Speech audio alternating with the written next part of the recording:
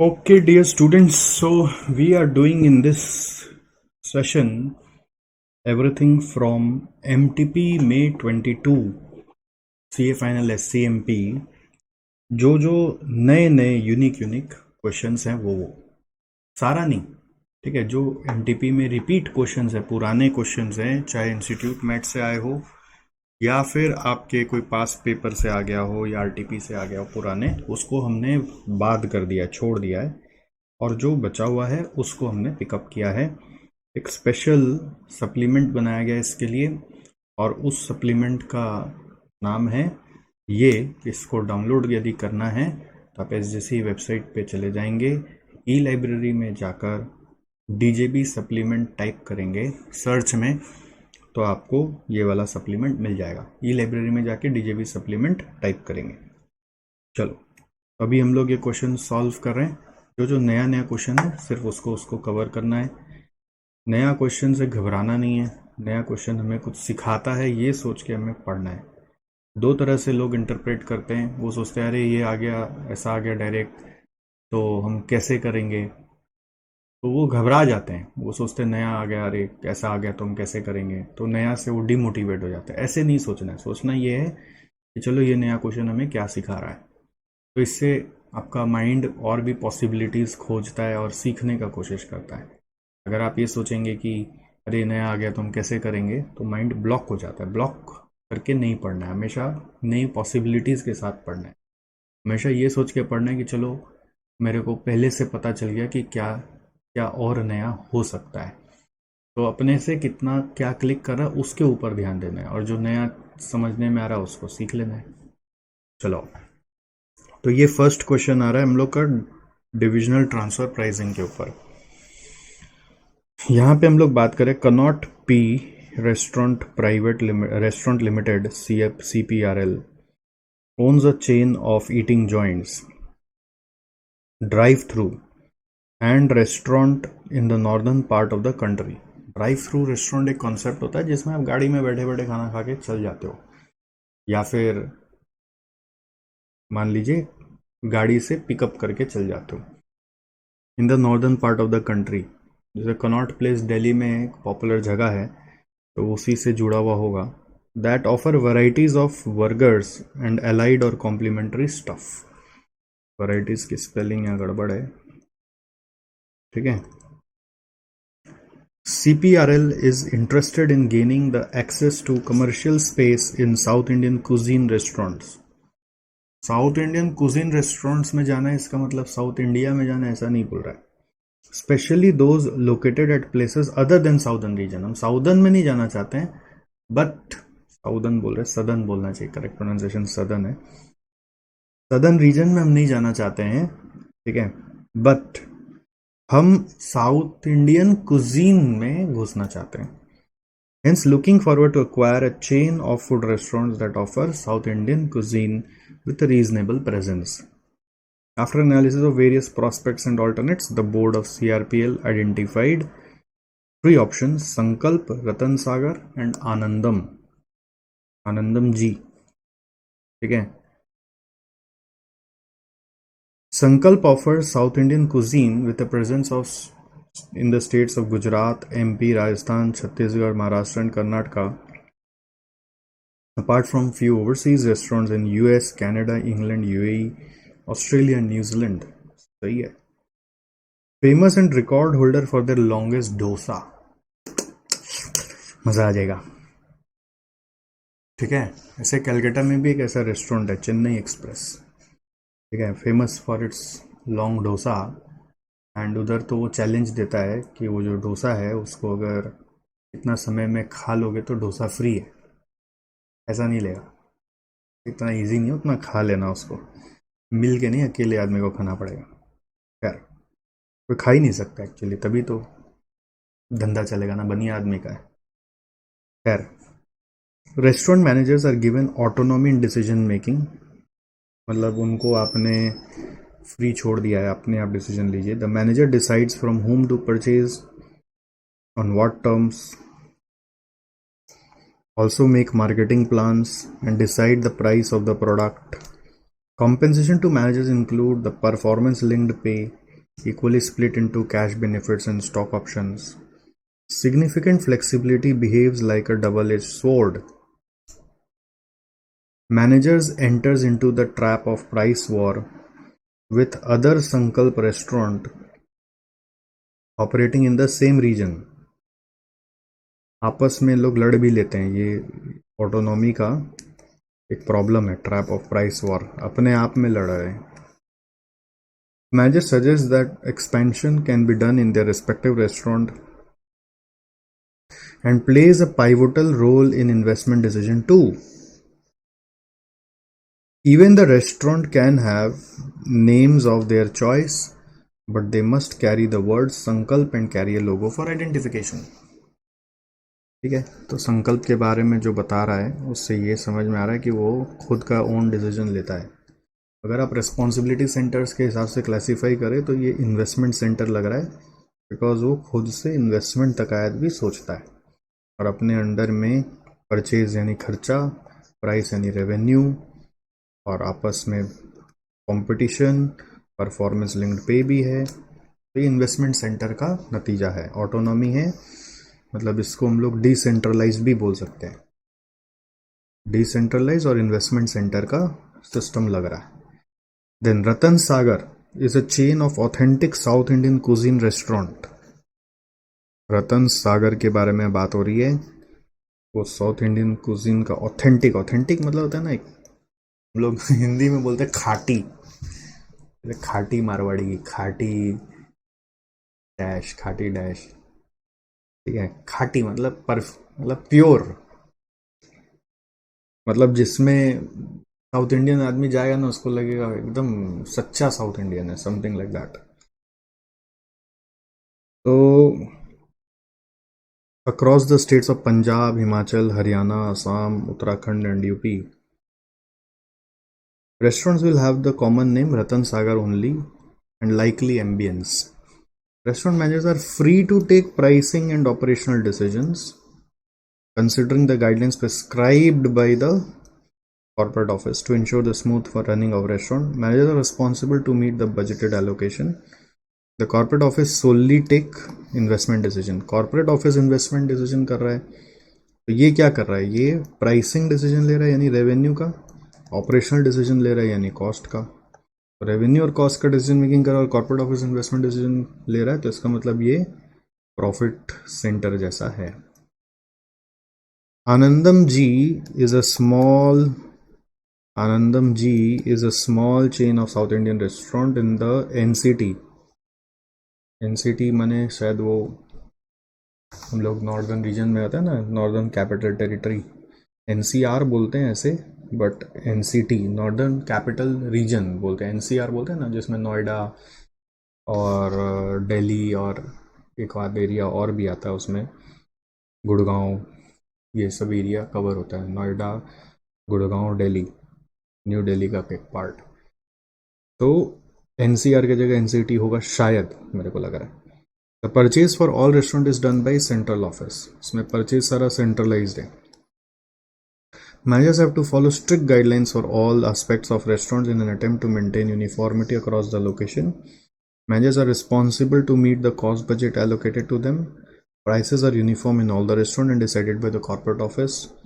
Evaluation of manager's performance will be done on the basis of achieving goals developed by central office. तो ऐसा होने से ये बन जाता है कॉस्ट सेंटर.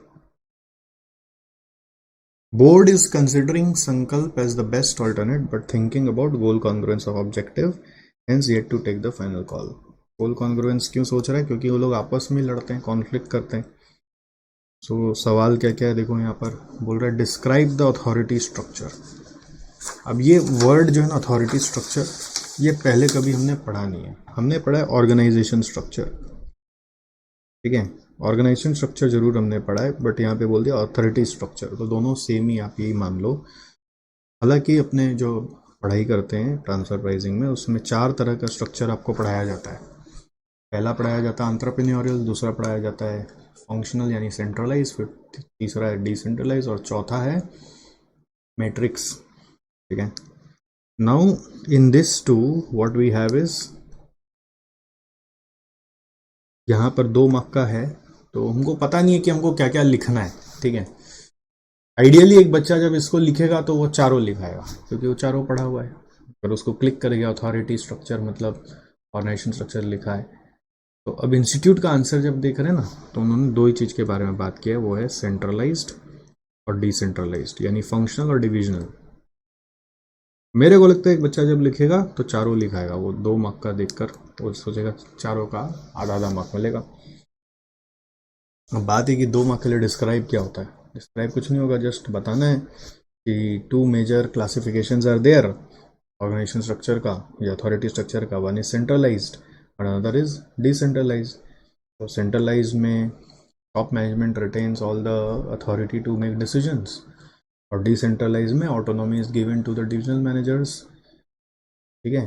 अब इसमें एक पॉइंट और बोल सकते हैं कि डिसेंट्रलाइजेशन में द डिग्री ऑफ डिसेंट्रलाइजेशन में ऑलवेज वेरी। जरूरी नहीं है कि डिसेंट्रलाइज मतलब सब कुछ नीचे पे छोड़ दिया। You can hold something in head office, still some functions can still be controlled by head office. So degree of decentralization may vary, may be different from organization to organization, ठीक है। तो ये आपको फर्स्ट में answer में लिखना है। तो नीचे आंसर दिया हुआ है, बट अपन कोशिश कर रहे हैं कि एक बार अपने डिस्कस कर लें। सेकेंड बोल रहे हैं analyse the authority structure of संकल्प, रतन सागर एंड आनंदम जी। तो अथॉरिटी स्ट्रक्चर मतलब इसमें से ही चुनना है, सेंट्रलाइज है कि डिसेंट्रलाइज्ड है। तो संकल्प का तो समझ में आ रहा है डिसेंट्रलाइज्ड है, सब कुछ उसका छोड़ा हुआ है, ठीक है। रतन सागर का समझ में आ रहा है कि वो भी डिसेंट्रलाइज्ड है, प्रॉफिट सेंटर है ना, तो डिसेंट्रलाइज्ड है, बट कॉर्पोरेट ऑफिस ने इन्वेस्टमेंट डिसीजन अपने हाथ में रखा हुआ है, तो डिसेंट्रलाइजेशन ही है वो भी। बट इसमें ऐसे बोल सकते हैं, बट लिमिटेड डेलीगेशन। और आनंदम जी का सेंट्रलाइज है, क्योंकि हेड ऑफिस ही सारा कर रहा है और बस गाइडलाइन इशू कर रहा है, स्ट्रिक्टली फॉलो करना है, ठीक है। नेक्स्ट आ रहा है list the pros and cons of the structure prevailing in Sankalp and also list factors affecting it. Pros and cons of the structure prevailing in Sankalp, इसका मतलब क्या है? प्रोज एंड कॉन्स मतलब एडवांटेज और डिसएडवांटेज ऑफ डिसेंट्रलाइज सिस्टम आपको बताना है। तो ये आप लोग पढ़े हुए होते हो। अब स्ट्रक्चर प्रिवेलिंग इन संकल्प मतलब डिसेंट्रलाइज सिस्टम का एडवांटेज डिसएडवांटेज आपको बताना है। तो एडवांटेज आपको याद होगा, फास्ट हो जाता है, मोटिवेशन होता है आदमी लोग के लिए, है ना। वो गोल क्या बोलते हैं, मोटिवेशन होता है, डिसीजन मेकिंग फास्ट होता है, टॉप मैनेजमेंट फ्री हो जाता है, हर चीज़ में उसको घुसना नहीं पड़ता। डिसएडवांटेज क्या है? कॉन्फ्लिक्ट हो जाती है इन लोगों में आपस में, जैसे एग्जांपल में प्राइस वॉर का बात बोला ही है। और उसके बाद डिसेंट्रलाइजेशन से कई बार लॉस ऑफ कंट्रोल हो जाता है, कम्युनिकेशन टाइम पे मिलता नहीं, हेड ऑफिस अपडेटेड नहीं रहता।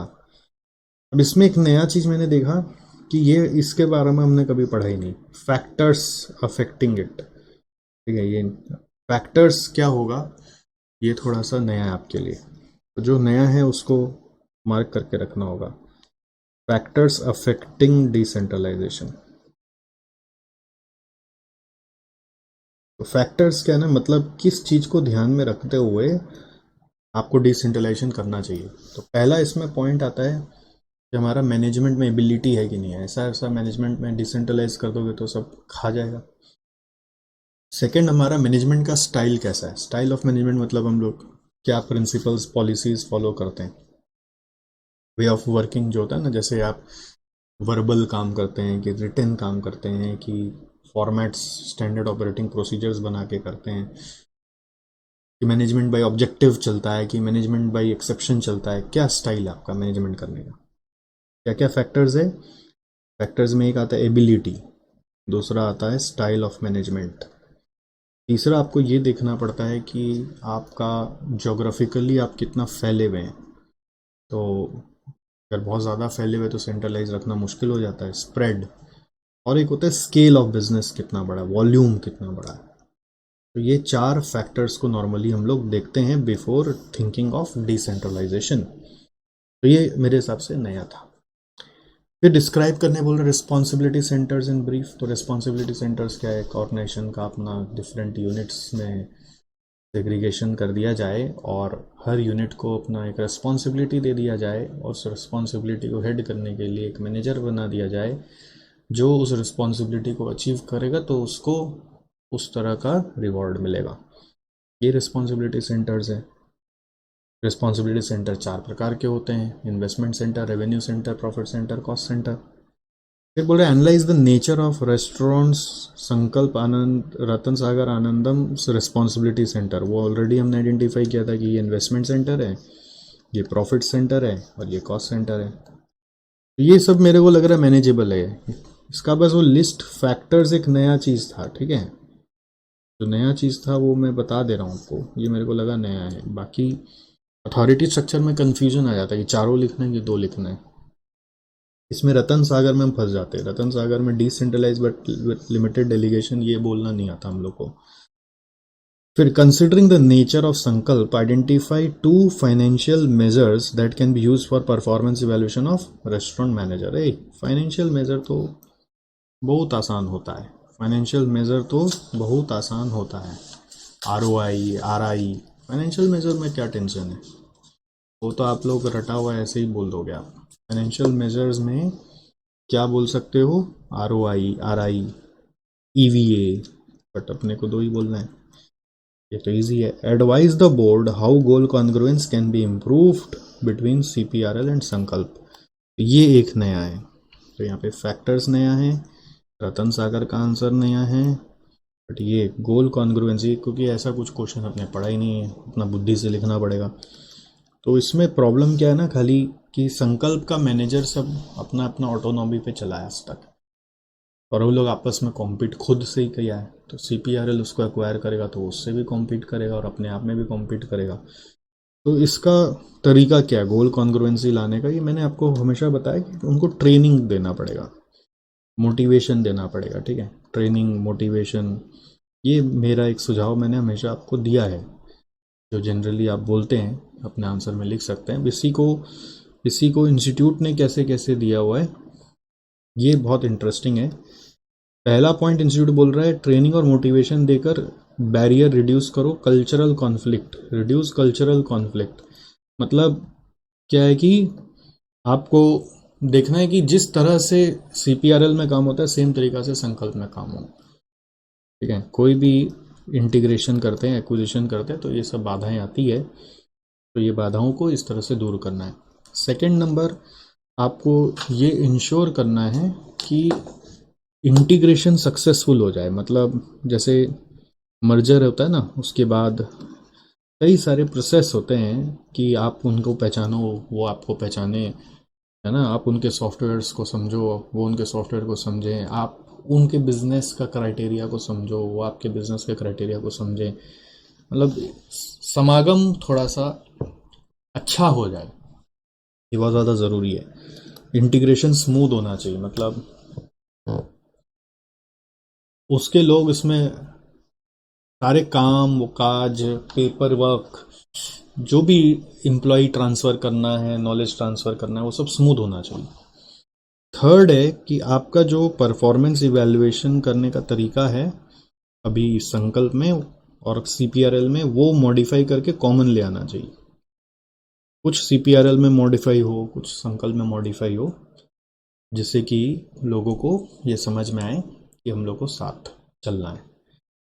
और एक है कि लिंक रिवॉर्ड विथ कोलैबोरेटिव गोल। ये एक इंटरेस्टिंग चीज़ है जिसमें हम लोग ये बोलेंगे कि देखो तुम लोग आपस में कॉम्पीट करते हो ना, बट ओवरऑल संकल्प रेस्टोरेंट जो मैं एक्वायर करूंगा, ओवरऑल संकल्प रेस्टोरेंट या ओवरऑल CPRL को जब ग्रोथ मिलेगा तो तुम लोग को ग्रोथ मिलेगा। ऐसा मत सोचना कि सिर्फ तुम्हारा यूनिट को ग्रोथ मिलेगा तो तुमको ग्रोथ मिलेगा। ऐसा कुछ गोल आप बना सकते हो। और लास्ट ऑप्शन हो सकता है कि भाई एक्वायर कर लो बट ऑपरेट खुद से करो, उन लोग को हटाओ, अपना पूरा नया कल्चर बनाओ, सब कुछ अपना साफ सफाई करके अपने हिसाब से चलाओ। तो ये देखो, ये पॉइंट्स आपको समझाने के लिए था कि ये नया था, ठीक है। इस अथॉरिटी स्ट्रक्चर में 2 लिखना था, आप 4 लिख सकते थे, चलो 2 लिखते तो मार्क्स तो मिल ही जाता। एनालाइज अथॉरिटी स्ट्रक्चर में रतन सागर का आपको लिखना नहीं आता विथ लिमिटेड डेलीगेशन। फिर प्रोज एंड कॉन्स आप लिख लेते बट फैक्टर्स में अटक जाते। 4 ठीक था, 5 ठीक था, 6 भी ठीक था, 7 में आप ज़्यादा से ज़्यादा 1 पॉइंट लिख पाते अपना मन से, बट इतना पॉइंट्स लिखना आता नहीं क्योंकि हम लोगों को वो चीज़ पता नहीं था। ठीक है, तो अब आप ये आंसर को खाली देख लीजिए, यहाँ पे सारा चीज़ बताया हुआ अथॉरिटी स्ट्रक्चर में। ये देखिए सेंट्रलाइज्ड है, डिसेंट्रलाइज्ड है, सेंट्रलाइज का मीनिंग और डिसेंट्रलाइज का मीनिंग। तो ये सब सिंस मैंने यहाँ पे शॉर्टकट में बता दिया ना, तो मैं वापस यहाँ पे साइड में जो नोट्स लिखता हूँ वो नहीं लिख रहा हूँ, और वो आपके लिए छोड़ दे रहा हूँ। अगर आपको लिखना है तो आप इसका प्रिंट आउट निकाल कर जरूर लिख लीजिएगा। फिर संकल्प का कंप्लीटली डिसेंट्रलाइज, यहाँ पे decentralise but degree of delegation is mild, ये सेंट्रलाइज्ड। ठीक है, इसका रीजनिंग भी लिखा हुआ है एग्जाम में, आप देखिए रीजनिंग भी लिख सकते हैं, क्योंकि एनालाइज लिखा है, खाली डायरेक्ट लिखने से सही नहीं है। रीज़न वही जो लिखा हुआ उसके बारे में कि वो ये कर लेता है। और संकल्प का डिसेंट्रलाइजेशन स्ट्रक्चर फॉलो होता है, उसका pros and cons, senior management free हो जाएगा, better local decision, high motivation, quicker responses and flexible decision making. Cons में loss of control, lack of goal congruence, लड़ाई झगड़ा, conflict, poor decisions made by inexperience managers. कई बार कोई काम को इधर भी हो रहा है उधर भी हो रहा है, डुप्लीकेशन हो रहा है, जो काम सेंट्रलाइज्ड हो सकता है और उससे बेनिफिट आता है वो नहीं आ पाएगा।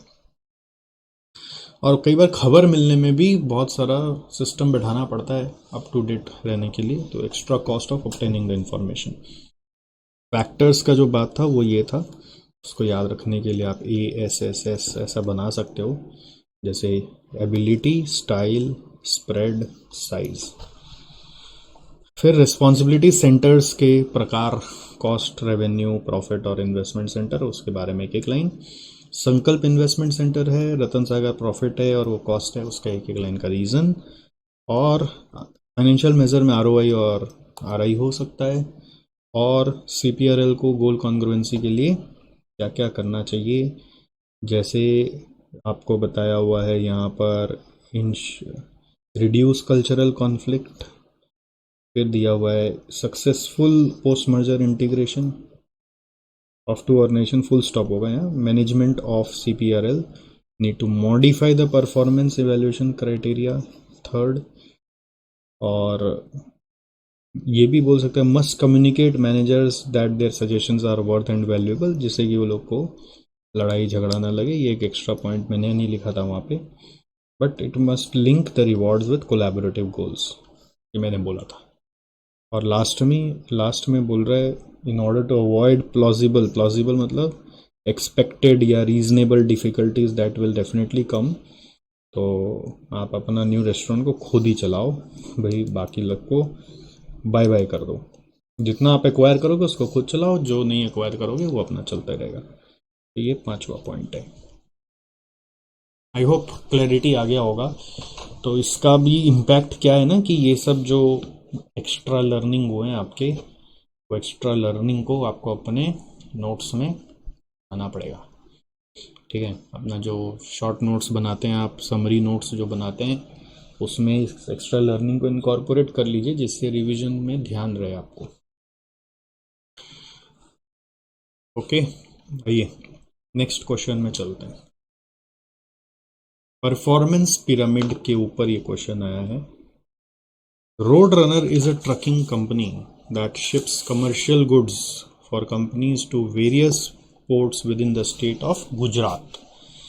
These ports facilitate further shipments of goods by sea to their final destination. The company aims at maintaining good quality delivery standards to make its mark in the competitive environment it operates. Company aims मतलब ये इसका vision है, maintaining good quality delivery standards to make its mark in competitive environment it operates. The entire shipment of the company is for deliveries from various destinations within the state to one of the ports. तो सारा state से उठाकर एक port पे deliver करता है। During the trucks return journey, वापस जाते समय, the company tries to have a shipment from the port to one of the major destinations within the Gujarat. ठीक है, वो कोशिश करता है कि रिटर्न जर्नी में भी उसको काम मिल जाए। In trucking jargon, a truck on the road without carrying any load is called dead heading. बिना लोड के अगर ट्रक चल रहा है उसको बोलते हैं dead heading. A trucking company will try to minimize the kilometers covered in a dead head because it is unproductive. Obviously dead head में गाड़ी चलेगी तो loss ही है. Therefore the company has agents on the ground who can find appropriate shipment within few days time. This way the utility of the truck and productivity of each shipment improves. अब रास्ते में agents हैं, मतलब आजकल तो ऐसा हो गया ना, जीपीएस लगा हुआ रहता है सब में, तो कौन सा ट्रक कहाँ तक पहुँचा है उसके हिसाब से लाइव मतलब वो ट्रक निकल गया पोर्ट से, अब कहीं अपना डेस्टिनेशन पे जा रहा है, ठीक है, रास्ते में ही पता है हम लोग को ट्रक कहाँ से कहाँ मूव कर. अगर कोई ऑर्डर आ गया तो बोलेंगे ट्रक को, फोन चला जाएगा, सुनो तुम खाली आ रहे थे ना, तो यहाँ घूम जाना इतना किलोमीटर के बाद, यहाँ से तुमको मिलेगा वो डिलीवर करते हुए आ जाना. ऐसे भी होता है, मतलब रास्ते में आते आते बुकिंग मिल जाता है. जैसे बस में रोक के चढ़ जाते हैं ना, वैसे एजेंट्स होने से चारों तरफ बुकिंग कहीं से भी आ सकता है. वही चीज़ यहाँ पे लिखा हुआ है. All shipment thus far have been full truck load. पहले डेड हेडिंग के बारे में बताया, फुल ट्रक लोड के बारे में बता रहा है. अभी तक तो सारा फुल ट्रक लोड जाता है. फुल ट्रक लोड शिपमेंट्स क्या होता है ना, यहाँ पे कस्टमर को बोलते हैं आपको पूरा लोड ही बुक करना पड़ेगा, मतलब पूरा ट्रक बुक करो, जितना सामान है कम है तो कम है, जितना ले सकते हैं मैक्सिमम उतना ही लेंगे, बट कम है तो कम है, बट पूरा ट्रक का भाड़ा लगेगा. This means that the entire truck is booked for shipment of goods of just one client. The goods collected from the client are delivered directly to the destination port. Collect करके port में पहुंचा देते हैं. Advantages of FTL shipments are minimum handling of goods. उसका फ़ायदा क्या मिलता है, गुड्स मिनिमम हैंडलिंग करना पड़ता है, उतारना चढ़ाना मूव करना कम करना पड़ता है. लोडिंग अनलोडिंग सीधा सिंगल व्हीकल से होता है, और फास्ट डिलीवरी ऑफ गुड्स होता है with minimum damage.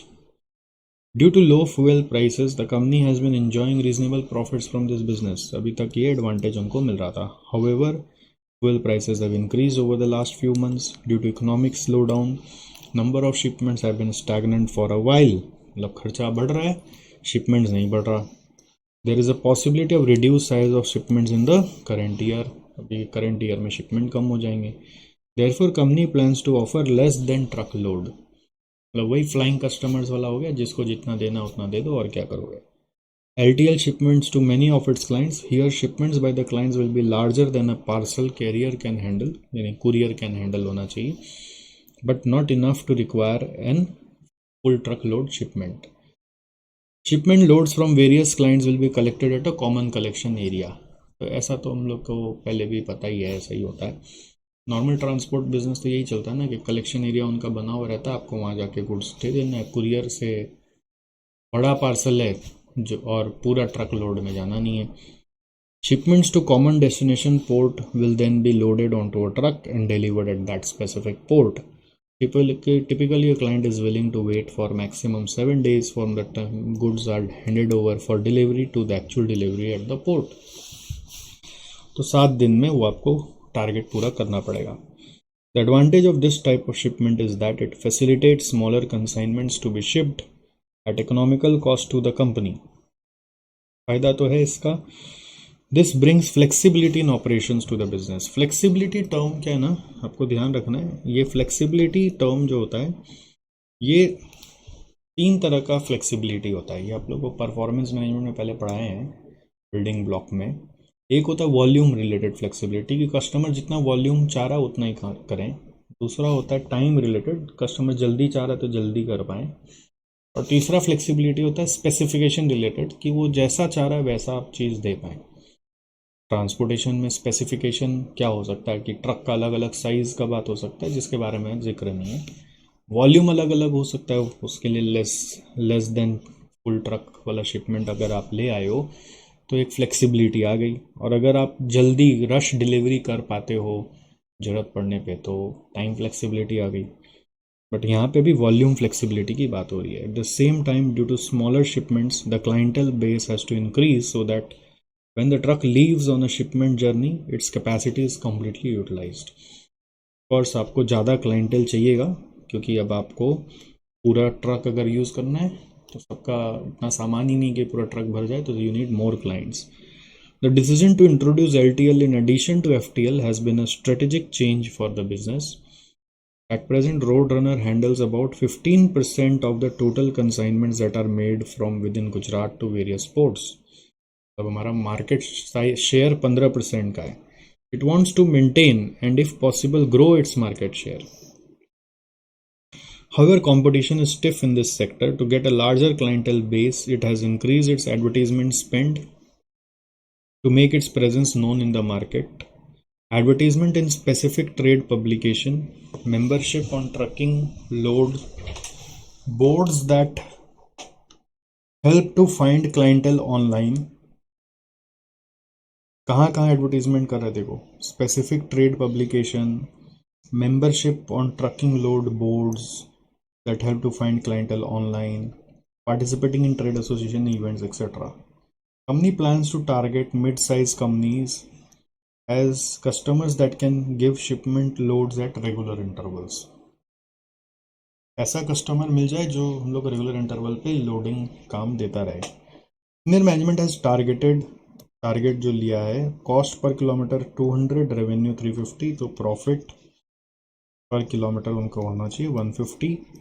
Accounts receivable collection is 10 days and customer life time value is 20 lakhs and above. एक कस्टमर से इतना बिजनेस निकालना है. The target customer base would be mid size companies having shipments at regular intervals. Target customer base would be mid-sized companies having shipments at regular intervals. ठीक है, तो ऊपर में बोला ही था, वापस से बोल दिया. The senior management of the company has been focused only on financial. दिख रहा है ये तीनों financial measures ही है ना. However, they now acknowledge that other non-financial metrics also need to be tracked in order to sustain and improve the business. To assess the company's performance under LTL system, below are some of the operational metrics that are proposed to be collated. Collated मतलब इकट्ठा करना, आपको data निकालना पड़ेगा. Customer claims filed for damage goods, absolute numbers and percentage of shipment made under the LTL system. Absolute numbers मतलब होता है कितना क्लेम आया, और परसेंट में निकालो मतलब आप टोटल शिपमेंट जो करते हो FTL प्लस LTL मिलाकर, उसमें LTL का खाली लेना है, और LTL में से कितना क्लेम्स आ रहा है. टोटल LTL कितना है, हर क्लेम टोटल LTL 1000 है, उसमें से 10 में क्लेम आ रहा है तो 10/1000 बोलना पड़ेगा, और एब्सोल्यूट नंबर मतलब 10.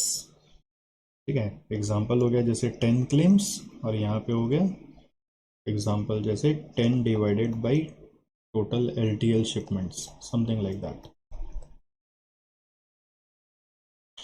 Time taken to resolve the claims, days from date of customer filing the claim. कितना दिन में आपने क्लेम फाइल किया.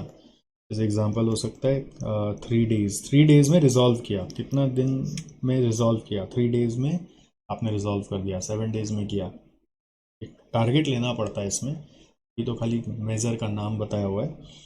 Delay in delivery beyond the agreed delivery time. अब अग्रीड डिलीवरी टाइम जैसे ऊपर में था ना, मैक्सिमम 7 दिन, उसके अंदर उससे ज़्यादा कितना लग गया, तो percentage of shipment made under LTL system आपको परसेंट में देखना पड़ेगा. मतलब कितना डिले हुआ out of total LTL deliveries undertaken, out of total LTL deliveries undertaken कितना में डिले हुआ आपको.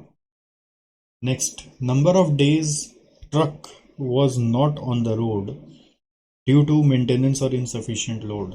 तो ये अवेलेबिलिटी इशू हो गया, कुछ ट्रक ही काम नहीं कर रहे थे. Average time taken to get full truck load under LTL, मतलब LTL के अंदर जब हम काम कर रहे हैं तो फुल ट्रक लोड इकट्ठा करने में तो टाइम लगेगा ना, इधर से आएगा, इधर से आएगा, इधर से आएगा, बहुत सारा क्लाइंट्स का लोड इकट्ठा करके फुल ट्रक भरेगा, तो फुल ट्रक को भरने में कितना टाइम लग जाएगा. डेड हेड किलोमीटर्स कितना हुआ, यानी kilometres during journeys when the truck had no load to carry. Number of orders turn down due to non availability of trucks and ability to deliver within 7 days from the date of receiving clients good under LTL system. तो यहाँ पे 7 days का अलग से बता दिया है जो क्लाइंट का रिक्वायरमेंट है, और ये वाला अग्री डिलीवरी टाइम कुछ अलग पॉइंट होगा फिर तो वो लोग कुछ और अपना पॉलिसी बनाएंगे कि हम कितना दिन में डिलीवर कर देंगे। ये मैक्सिमम 7 days कस्टमर ने मांगा है, उसका बात है। As a management consultant for the company, you plan to present above information using performance pyramid model suggested by Lynch and Cross. तो पिरामिड हम लोग को याद होना चाहिए पहले। पिरामिड आपको याद है क्या? सर याद है, बस ऐसा कोई ट्रायंगल होता था और कुछ याद नहीं है, ऐसे बोलने से होगा। ऊपर में था विजन, फिर था यहाँ पर मार्केट शेयर और फाइनेंशियल्स, फिर था कस्टमर सेटिस्फैक्शन, फ्लेक्सिबिलिटी, प्रोडक्टिविटी, फिर था क्वालिटी, फिर यहाँ पे था डिलीवरी, फिर था वेस्ट, फिर था साइकिल टाइम, और इस तरफ अपने बोलते हैं एक्सटर्नल इफेक्टिवनेस, इस तरफ था इंटरनल एफिशिएंसी। ये पिरामिड याद ही नहीं है तो कुछ नहीं हो सकता, कुछ हो। पिरामिड तो याद रखना पड़ेगा। सर याद है सर, आप ऐसे क्यों बोल रहे हैं? ठीक है भैया, याद है तो याद है, अच्छी बात है। Identify the level 1 corporate vision, ये लेवल 1 कहलाता है। Level 2 market and financial measures, ये लेवल 2 कहलाता है। That the company plans to follow to sustain the business. Briefly explain the rationally, ये एक नतून, नतून माने नया, बंगाली में नया को नतून बोलते हैं, नया चीज आ गया। रैशनली बताओ, taken at market and financial business unit level, तो रैशनली बताना पड़ेगा एट मार्केट और फाइनेंशियल, ये बता देंगे आपको। फिर बोल रहा है classify the operational level measures A to F, ऊपर में था ना ए से लेके जी तक है, ऐसे एच तक है, बट ए टू एफ को बोल रहा है क्वालिटी, डिलीवरी, साइकिल टाइम और वेस्ट में क्लासीफाई करो, और उसको लेवल 3 से भी कनेक्ट करो, वो है customer satisfaction, flexibility and productivity, जो मैं आपको यहाँ पे बताया, ये लेवल 3 है, लेवल 4 है। बोल रहा है इस ए से एफ वाला जो चीज़ है उसको क्वालिटी, डिलीवरी, वेस्ट साइकिल में कनेक्ट करके फिर यहाँ पे कनेक्ट करो कस्टमर सेटिस्फैक्शन, फ्लेक्सिबिलिटी और प्रोडक्टिविटी से, और फिर बोल रहे जी और एच को भी असेस करो कि वो कैसे इम्पैक्ट करेंगे। तो ये 12 मार्क का फोकट का मार्क्स है, ठीक है, ये बहुत ईजी है। ये 4 में रैशनली अटका रहा हम लोग को कि रैशनली में हम क्या लिखें, सोचना पड़ेगा। 12 मार्क बहुत इजी है, पढ़ेंगे तो आपको समझ में आएगा। और ये जी और एच में क्या लिखना है, ये फंस जाता है बच्चों का कि यार ये जी और एच में हमको क्या लिखना है, इम्पैक्ट बिजनेस में क्या लिखना है, वो समझने के लिए थोड़ा सा ध्यान देना पड़ेगा। बेसिकली क्या करेंगे, जैसे ए टू एफ तो यहाँ कवर हो गया, और जी और एच को भी किससे कनेक्ट कर सकते हैं अपने इस पिरामिड में, उस इसके ऊपर आंसर होगा। तो पहला बात आता है लेवल 1 का कॉर्पोरेट विजन क्या है। विजन मैंने मार्क करके आपको दिया था ऑलरेडी, आपको ध्यान है ना, ये विजन है यहाँ पे, ये कॉर्पोरेट विजन। ये विजन हमेशा ध्यान रखो कि is always non financial in nature. बहुत लोगों को विजन का मतलब ही नहीं समझ में आता। माई विजन इज 1000 करोड़, ये विजन नहीं हुआ। Vision is always about qualitative aspect. Vision would be to stand number 1 in my industry, in my geographical region. That is a vision. Company aims at maintaining good quality delivery standards to make its mark in competitive environment it operates. Got it? Next आ जाओ, second आ रहा है level 2 market and financial measures. तो market में वो बोला था कि मेरा मेजर में ये 15% में मार्केट अभी खा रखा हूँ, बट मैं चाहता हूँ और ज़्यादा मार्केट शेयर आए। ये मार्केट विजन या मार्केट मेजर्स, इसके लिए हम प्रचार कर रहे हैं, एडवर्टीजमेंट कर रहे हैं, ठीक है।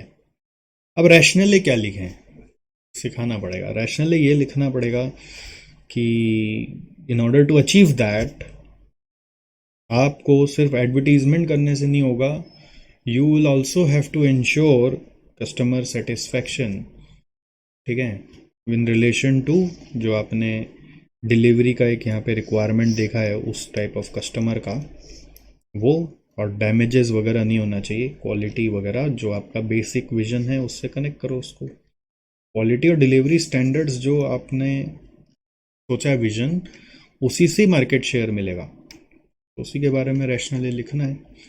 और फाइनेंशियल मेजर्स तो दिख ही रहा है, प्रॉफिट, रेवेन्यू, कॉस्ट, ठीक है, और अकाउंट्स रिसीवेबल भी दिख रहा है।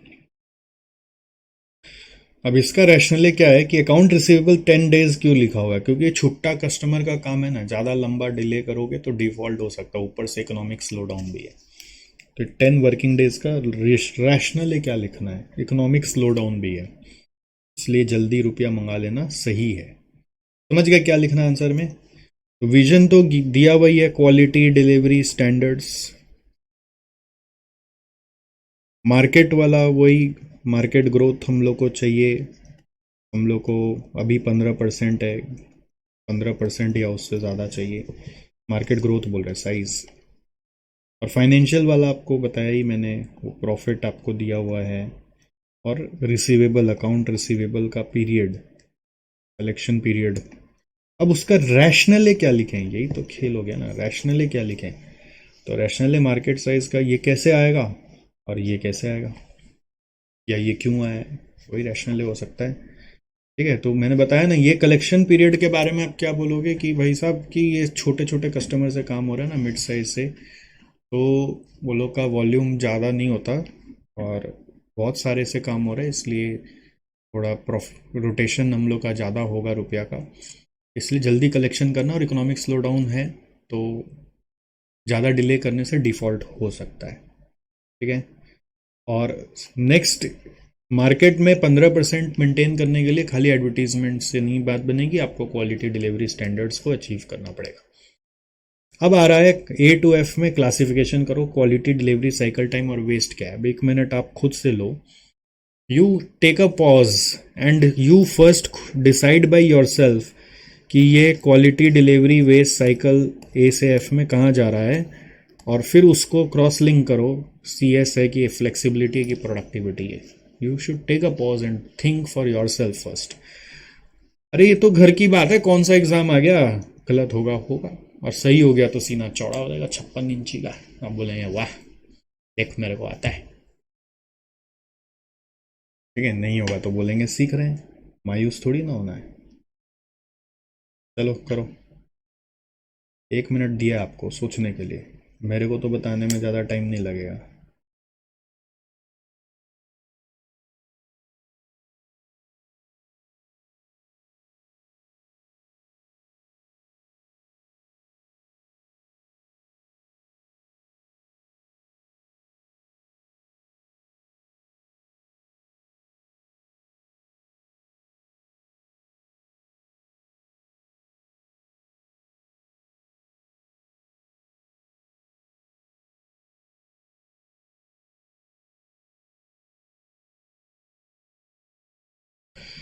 सो पहला वाला कस्टमर क्लेम्स फाइल्ड, ये क्वालिटी से कनेक्टेड है, और इन टर्न ये कस्टमर सेटिस्फेक्शन से लिंक हो रहा है। सेकंड वाला टाइम टेकन टू, ये वाला कहाँ जाएगा, बी वाला, time taken to resolve the claims, ये भी क्वालिटी से कनेक्टेड है और कस्टमर सेटिस्फेक्शन से कनेक्टेड होगा। Delay in delivery, word delivery है तो डिलीवरी से कनेक्टेड है, और डिलीवरी भी कस्टमर सेटिस्फेक्शन से जुड़ा हुआ है। Number of truck days truck was not on the road due to maintenance, ये वेस्ट है, इट्स अ वेस्ट, और ये जुड़ा हुआ आपका प्रोडक्टिविटी से, आउटपुट से। फिर average time taken to get full truck load, ये साइकिल टाइम है, क्योंकि एक साइकिल कंप्लीट होने में कितना टाइम लगेगा, बट हमारे पास पहला लोड आएगा, दूसरा आएगा, फिर पूरा ट्रक भरेगा, फिर हम लोग डिस्पैच करने जाएंगे, फिर देकर आएंगे, तो साइकिल टाइम से कनेक्टेड है जो प्रोडक्टिविटी से जुड़ा हुआ है। डेड हेड किलोमीटर वेस्ट है, जो अगेन प्रोडक्टिविटी से जुड़ा हुआ है। ठीक है, तो ए से एफ का ये क्लासिफिकेशन हो गया। अब पार्ट 3 में हम क्या बोले, ये जी और एच कैसे इम्पैक्ट कर रहा है। तो जी और एच देखो, number of orders turn down due to non availability of trucks, इसको फ्लेक्सिबिलिटी से कनेक्ट किया जाएगा, this is a flexibility. Alright, तो इसका इम्पैक्ट में आपको ये बोलना है टू बी केप्ट मिनिमम, ऐसा टर्न डाउन नहीं होना चाहिए, टू बी केप्ट मिनिमम। ठीक है, इसीलिए आपको नंबर ऑफ ट्रक्स बढ़ाना पड़े तो बढ़ाओ, ठीक है, कैपेसिटी ट्रक का बढ़ाना है तो बढ़ाओ, ऑर्डर टर्न डाउन करने से नुकसान होता है।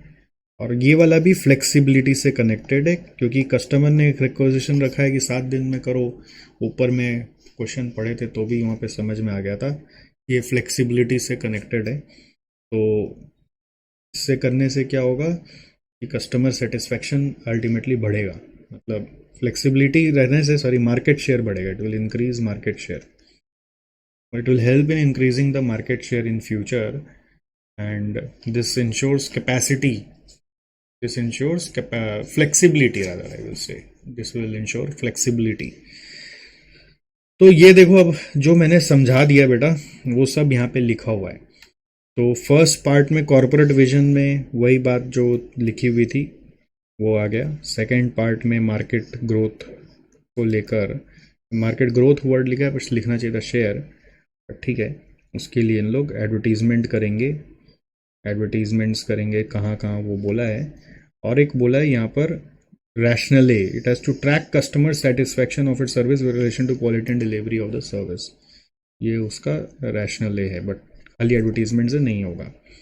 और फाइनेंशियल, जैसे यहाँ पे लिख लो आप हाथ से ऐसे, विजन, ये हो गया मार्केट और ये हो गया फाइनेंशियल।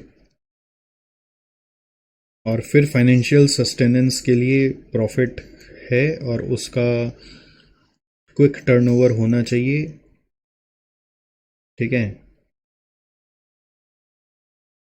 क्विक टर्नओवर के लिए 10 डेज क्रेडिट पीरियड सोचा हुआ है।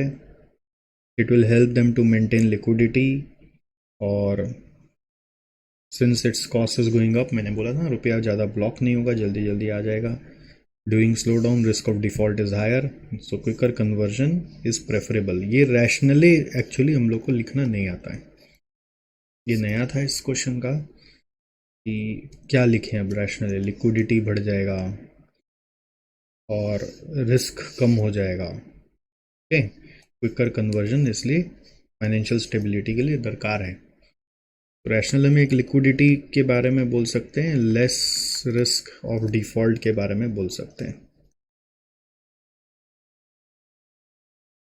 फिर ऑपरेशनल लेवल मेजर्स में बोला ना, 12 मार्क फोकट गए, ज़बरदस्ती का पूरा नाम लिखा, मेरे हिसाब से तो कोई हेडिंग लिखने का दरकार ही नहीं है, खाली ये लिखना था, क्वालिटी और लिंक टू कस्टमर सेटिस्फैक्शन।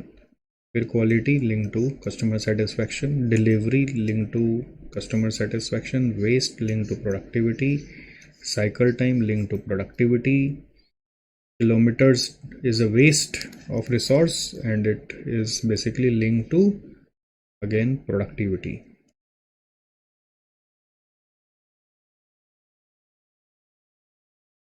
फिर जी एंड एच वाला ये अलग था, इसमें फ्लेक्सिबिलिटी के बारे में बोलना है। This metric has to be maintained at minimum. The business must be able to cater as many orders as possible. Tracking this metric can indicate if current capacity of truck is sufficient to cater to the demand. नहीं तो capacity बढ़ाना पड़ेगा, ठीक है, keep minimum. और ये affects the flexibility. Flexibility मतलब customer का डिमांड आ रहा है और आप नहीं मीट कर पा रहे हो तो फ्लेक्सिबल नहीं हो आप। इस सब के लिए एक सजेशन दिया जाता है, आउटसोर्सिंग करो। जितना डिमांड आ रहा है अगर आप मीट नहीं कर पाते हो तो क्या करोगे, कैपेसिटी नहीं है तो नया नया ट्रक कितना डालोगे। वो डिमांड अगर परमानेंट है तब ना नया ट्रक डालोगे, नहीं तो आउटसोर्सिंग करना चालू करो। खुद से नहीं कर पा रहे हो, दूसरा कोई अलाइड कॉम्पिटिटर्स लोग का ट्रक खाली पड़ा हुआ है तो उन लोग का ट्रक बुक करके भिजवाओ, ये तरीका होता है। फिर है ability to deliver within 7 days वाला चीज भी फ्लेक्सिबिलिटी है। It has to be kept in such a way that it is always met, ठीक है। The ability to meet this is very important to maintain and sustain business, ठीक है। Flexibility यहाँ पर भी आ रही है, मस्ट मेंटेन, ऑलराइट। अब यहाँ पे देखो आंसर में कॉन्सेप्ट ऑफ पिरामिड वापस से छाप दिया इंस्टीट्यूट, यहाँ पर हम लोग भी गलती से छाप दिए बिना बुद्धि लगाए, तो आप इसको काट दीजिए।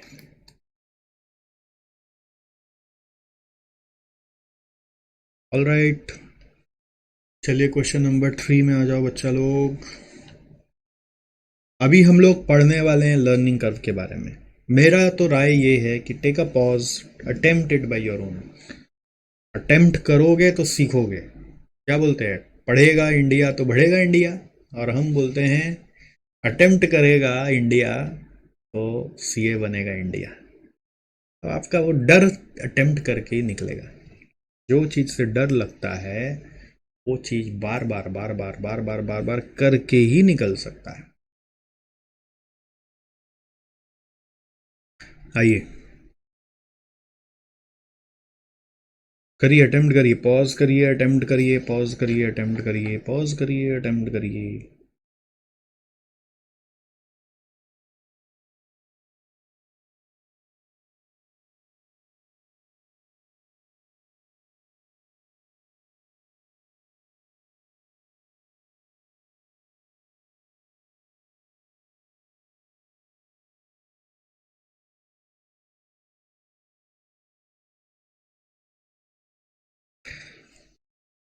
तो यहाँ पे बोल रहा है कि देखो नया kind of energy efficient inverter motor बनाए हैं, 5 स्टार रेटिंग है उसका। अच्छा। The initial trials noted that it would take 10 hours for the first motor, which is subject to 80% learning curve. एक कॉन्सेप्ट है, लर्निंग कर्व तो आप लोग पढ़ते हैं, ठीक है। जो बोलता है आज एक काम किया कल डबल करोगे तो जो टाइम यहाँ पे लगा उसका यहाँ पे कम हो जाएगा टाइम। बट एक और कॉन्सेप्ट है जो आप लोगों के लिए और हम लोगों के लिए लागू है, उसका नाम है फॉरगेटिंग कर्व। भूल जाते हैं इस कर्व को। वो बोलता है जो आज आप पढ़ोगे, अगर आप 2 दिन में उसको रिवाइज नहीं किया, in next 48 hours you will forget 80% of what you have learned today। ठीक है, 80% आप फॉरगेट कर जाओगे। ध्यान रखना है इस बात का। तो आज जो पढ़ो अगर 2 दिन के अंदर वापस नहीं देगा तो फिर भूल जाओगे। खैर आगे बढ़ो। कॉस्ट ऑफ मटेरियल दिया हुआ 2500 पर मोटर है। लेबर चार्जेस 175 पर आवर है। ओवरहेड्स 125% ऑफ लेबर कॉस्ट है। First order is for delivery of 8 Motors. तो पहला ऑर्डर अगर 8 का है तो डबल कर करके पहुंच जाएंगे। Calculate the price the company should quote to have a profit margin of 20% on sales. 20% on sales is equal to 25% on cost. So we have here units, then we have after units we have average time per unit. So units are 1 2 4 8 ऐसे होगा। ये 10 है, 8 6.4 कितना आता है, 6.4 का 80% 5.12 आता है शायद। हाँ, तो ये आपका नोट 1 हो गया कि मेरे को उस 8 यूनिट का एवरेज टाइम मिल गया। ये पर यूनिट है तो टोटल टाइम 8 इंटू 5.12 होगा। कोटेशन निकालना है। कोटेशन के लिए मटेरियल कॉस्ट ले लीजिए 2500 इंटू 8। लेबर कॉस्ट ले लीजिए 175 इंटू पर आवर है इंटू 5.12 इंटू 8, क्योंकि 5.12 पर यूनिट आया। और ओवरहेड इज 125% ऑफ लेबर। ऐसे जोड़ लीजिए, टोटल कॉस्ट आ जाएगा। प्रॉफिट जोड़ दीजिए 20% ऑन सेल्स, मतलब 25% ऑन कॉस्ट, तो सेल्स आ जाएगा। यही करना है। ये आ रहा है 20,000।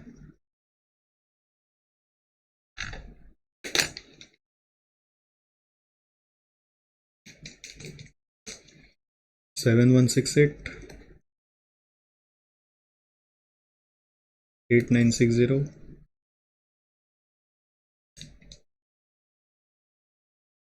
36,128 9032 45,160। हो गया। कुछ था ही नहीं, बस कंसेप्ट होना चाहिए, है कि नहीं है। You just needed the concept.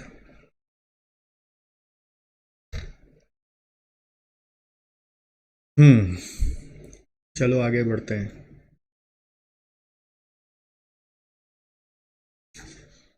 Question number 4 में आ जाओ।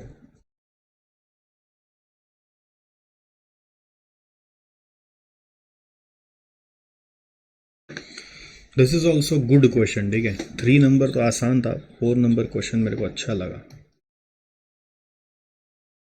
देखिए इसमें क्या बोल रहा है। City way link operates passenger bus services in a technologically advanced city of country X on 2 routes, central to Beach Road, which is route A, and central to Downtown Street, which is route B, as permitted by the local government through license given 3 years back for the term of 5 years.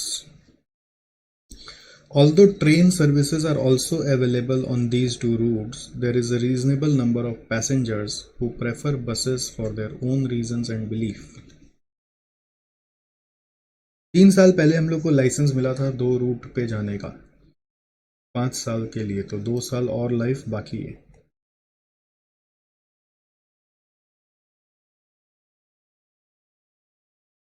Although train services भी है, train services भी है root पे, on these 2 routes, there is a reasonable number of passengers who prefer buses for their own reasons and belief.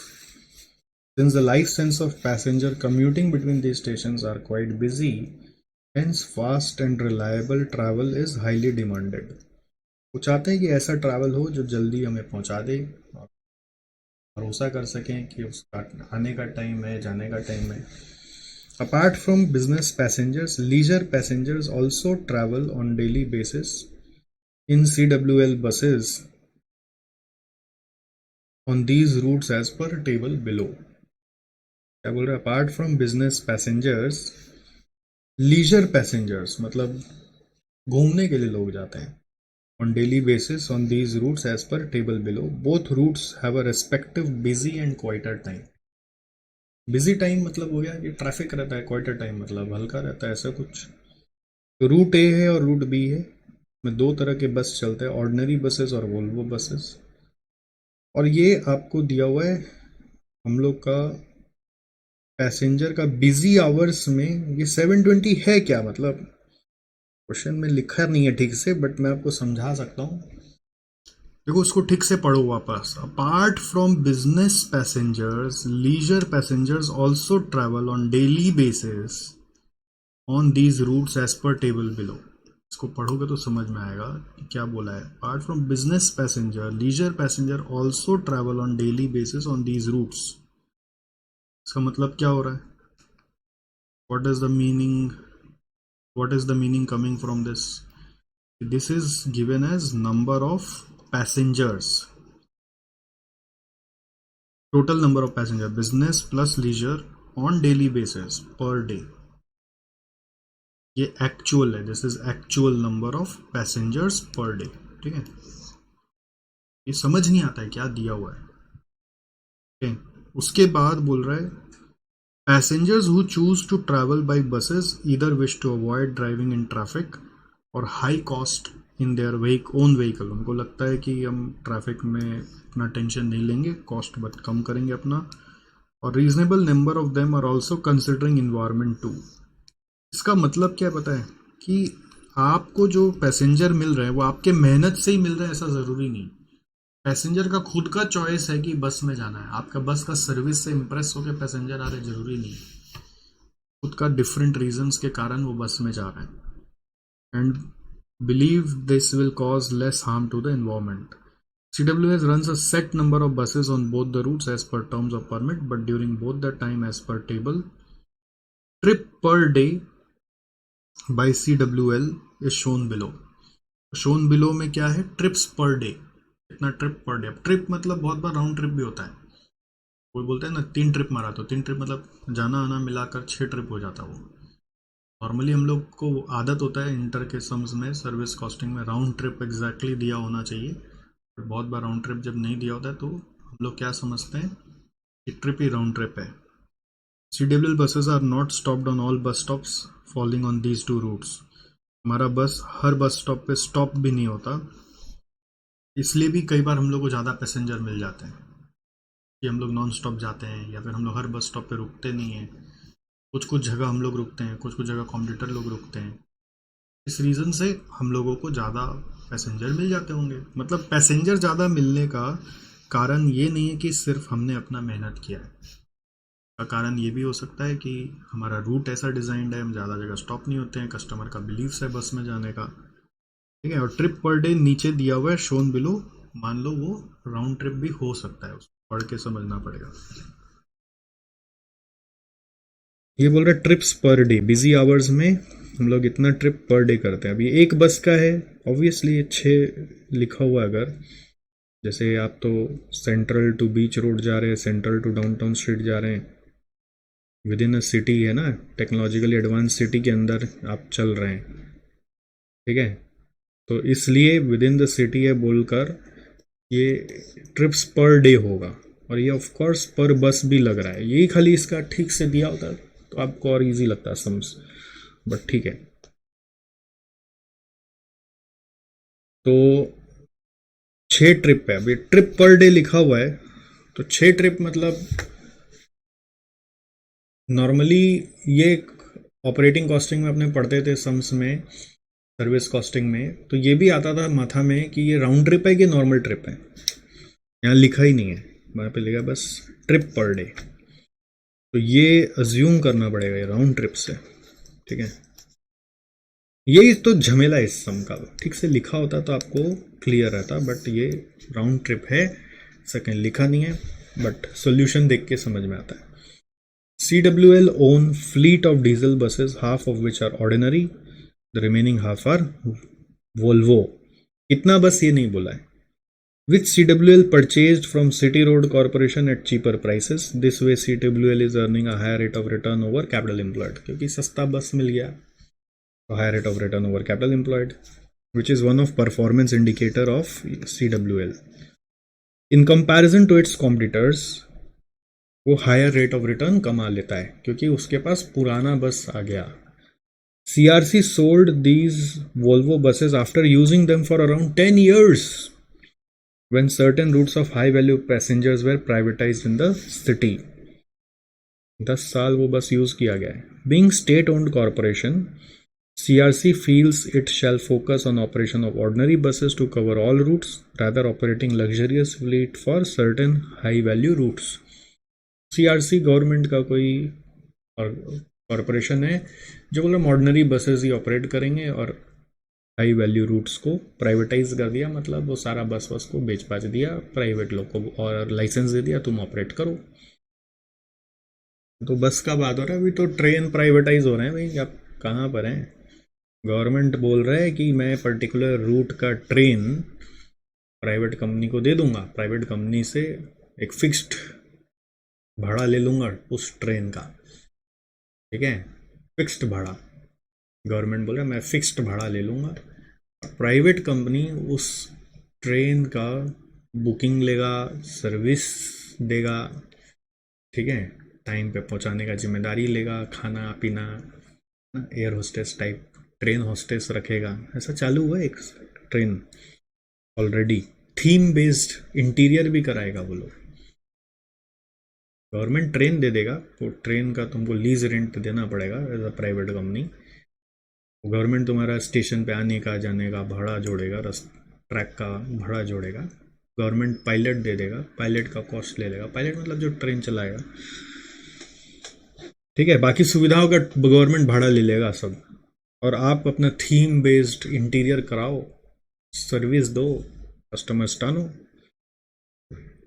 ऐसा theme based train already run करता है government की तरफ से भी, IRCTC की तरफ से, ठीक है। महाराजा एक्सप्रेस आप देखना, पैलेस ऑन व्हील्स, खाली फोटो देखना मजा आ जाएगा आपको, और उसका बुकिंग का रेट देखना, लगेगा अभी जीवन में कुछ नहीं किया है। खैर, तो CRC की कहानी समझ में आ गई। Next, no doubt chassis of these Volvo buses are around 13 years old but refabricated around 6-year-old. chassis माने बेस जिसके ऊपर बस बनाया जाता है, तो रिफेब्रिकेट कर लिया गया है 6 साल पहले।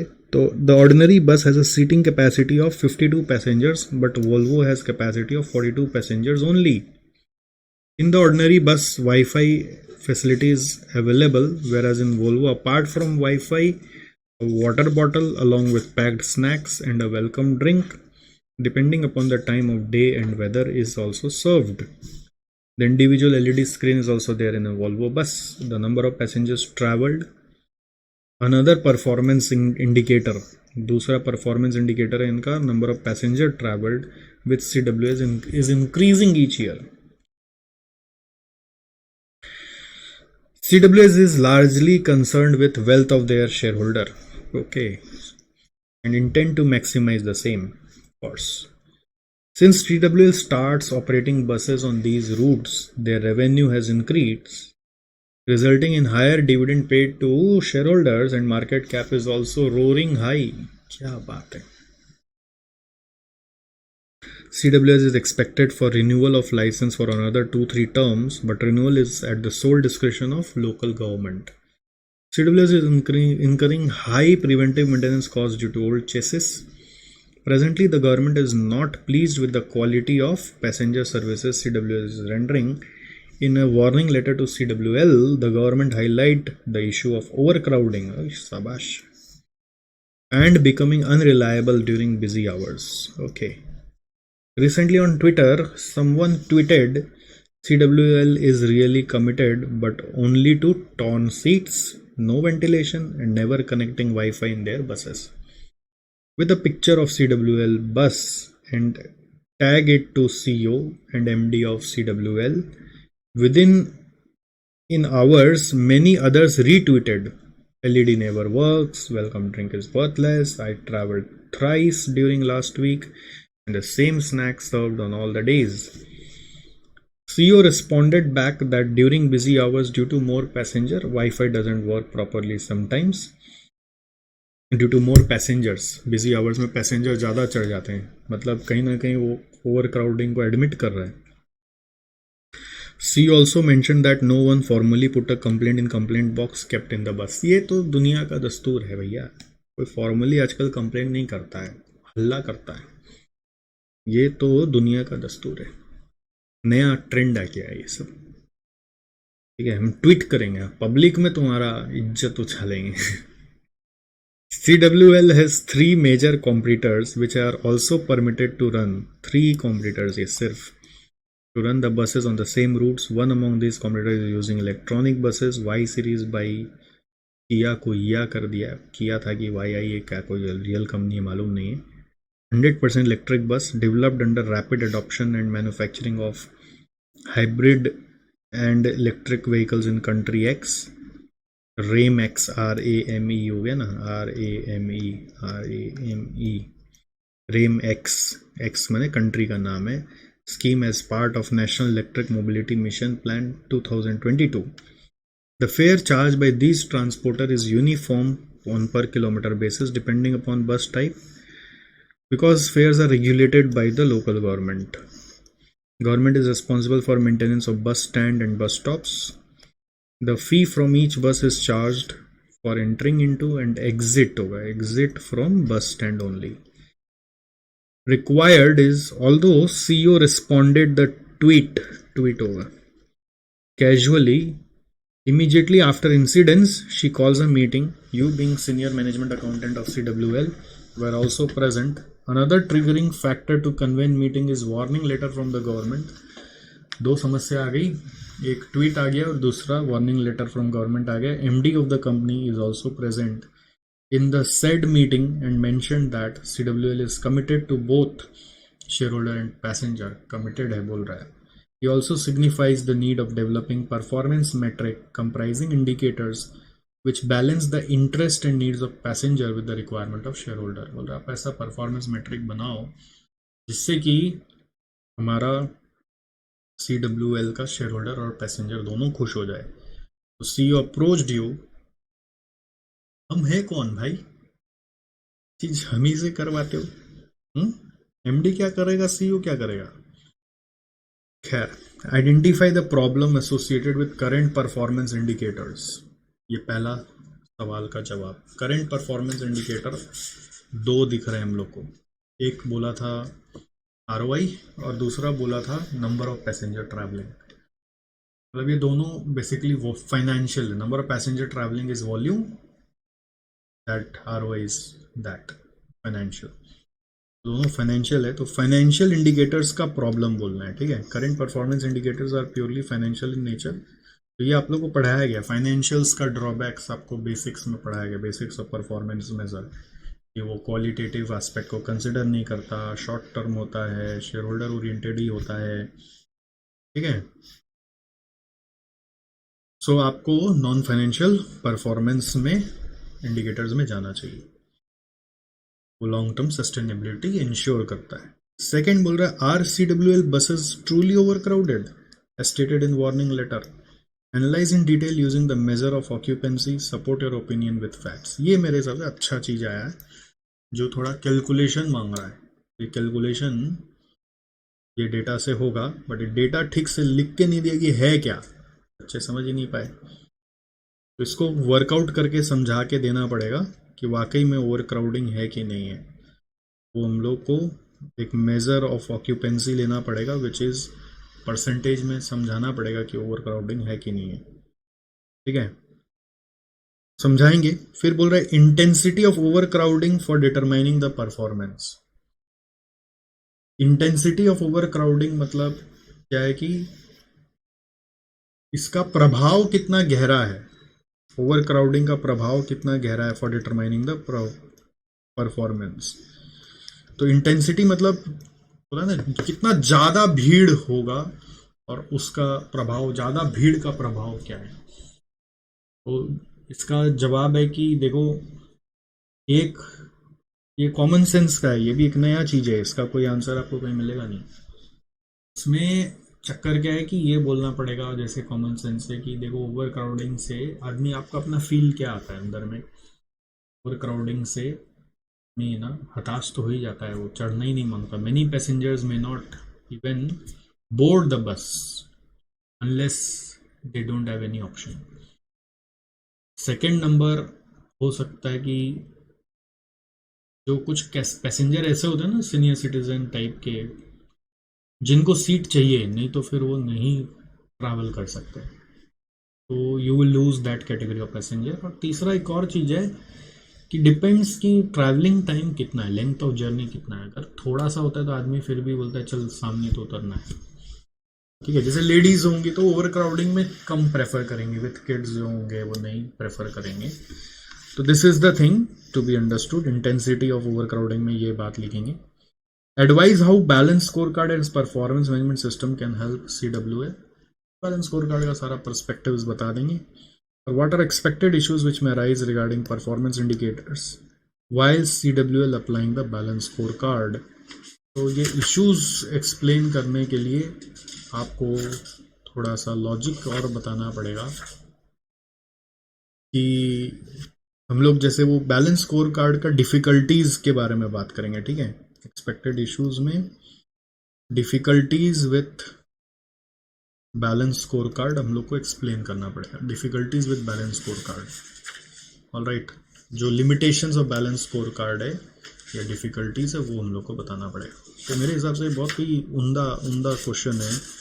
जैसे फर्स्ट पार्ट 4 मार्क का तो इजी लग रहा है, सेकंड पार्ट में ये कैलकुलेशन तभी समझ में आया जब डेटा ठीक से दिया होता, थर्ड पार्ट में इंटेंसिटी कॉमन सेंस से लिखना है, ठीक है। और बैलेंस स्कोर कार्ड वाला फिर भी ये 6 मार्क का लिखा जा सकता है, जिसमें आप सारा पर्सपेक्टिव और कुछ कुछ इंडिकेटर्स इसमें से खोज के अपना मन से बैठा दोगे।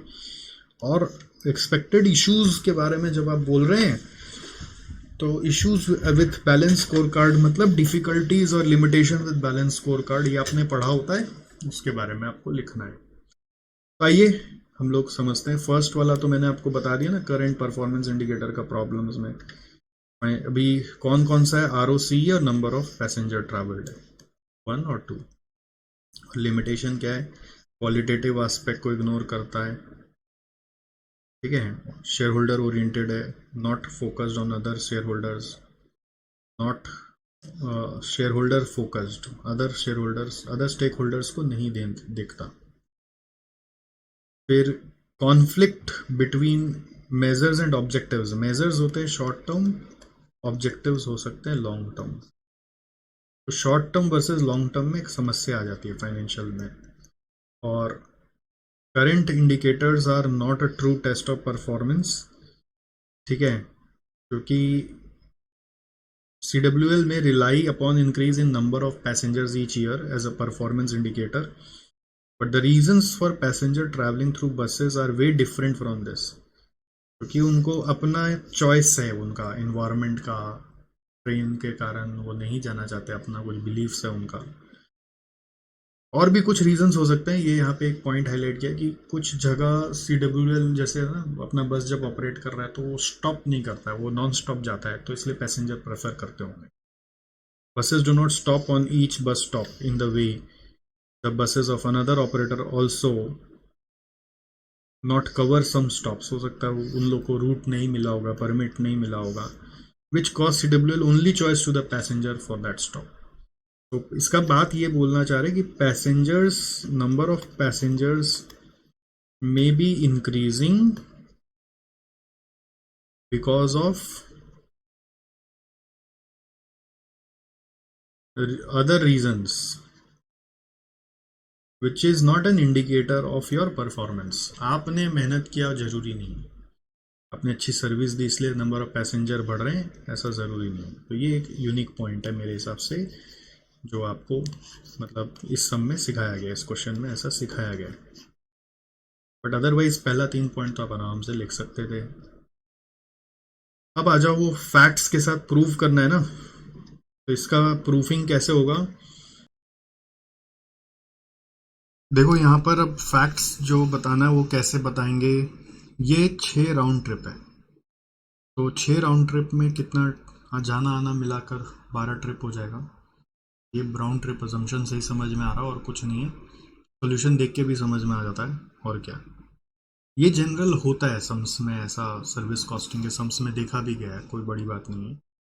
और 12 ट्रिप में कितने पैसेंजर जाएंगे इंटू 52 कर देंगे अगर हम, क्योंकि हमारा सीटिंग कैपेसिटी 52 का है, तो 6 इंटू 2 इंटू 52 करने से कितना आ रहा है, 624 आ रहा है। तो दिस मीन्स दैट 124 जा सकते हैं। तो this is your estimated number of passengers.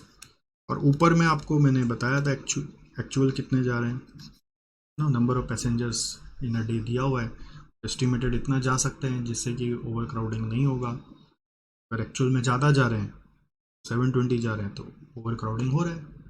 Like that you have to think. इसी तरह से 8 इंटू 2 इंटू 52 करेंगे हम, 8 इंटू 2 इंटू 52 करेंगे तो 832 आ रहा है।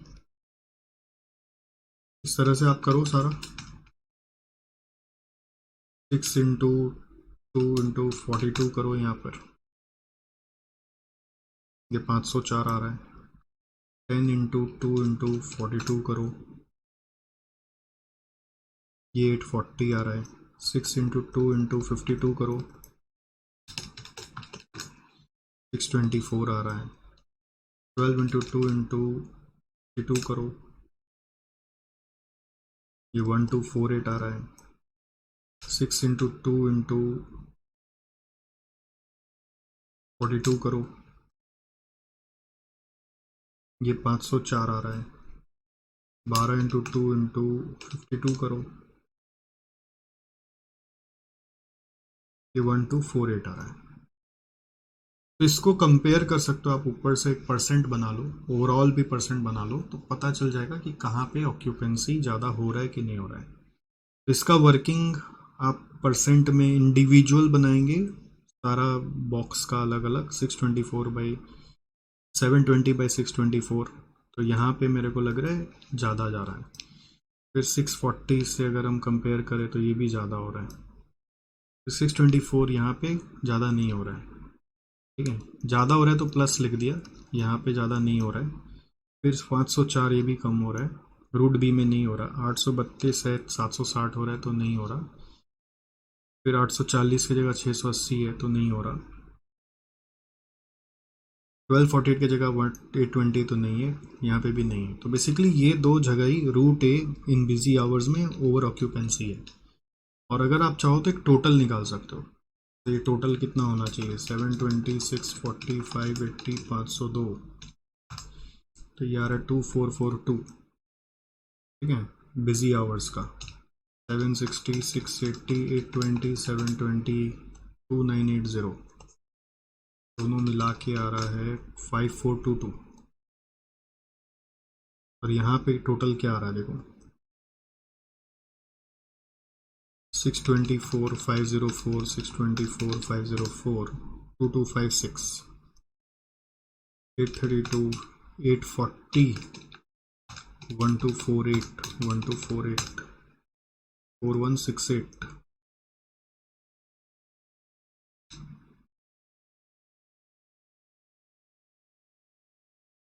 अच्छा यहाँ पे 42 होगा, सॉरी 1008 1008 1248 840 832, तो ये आ रहा है 3928 6184। तो कैपेसिटी 6184 जा रहे हैं 5422, 5422 बाई 6184 करने से मात्र 87.68 आ रहा है। तो ओवरऑल 87.68 है, तो ओवर क्राउडेड नहीं है, बट ओवरऑल एनालिसिस करना सही नहीं है।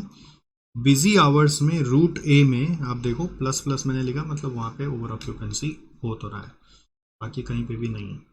तो ये जो यहाँ पर आपको एनालिसिस करने बोला है ना, पार्ट बी में एनालाइज इन डिटेल ओवरऑल में और route wise, overall and route wise, ये अच्छा वर्किंग था बट 4 मार्क के लिए था, तो इसलिए थोड़ा दुख हो रहा है हम लोग को, बट अदरवाइज वर्किंग अच्छा था कि ओवरऑल एंड रूट वाइज आपको पकड़ना है। ओवरऑल में तो ओवर ऑक्यूपेंसी नहीं है, बट रूट वाइज में अगर हम देखें तो हमें रूट ए में दोनों समय में ओवर ऑक्यूपेंसी दिखा है।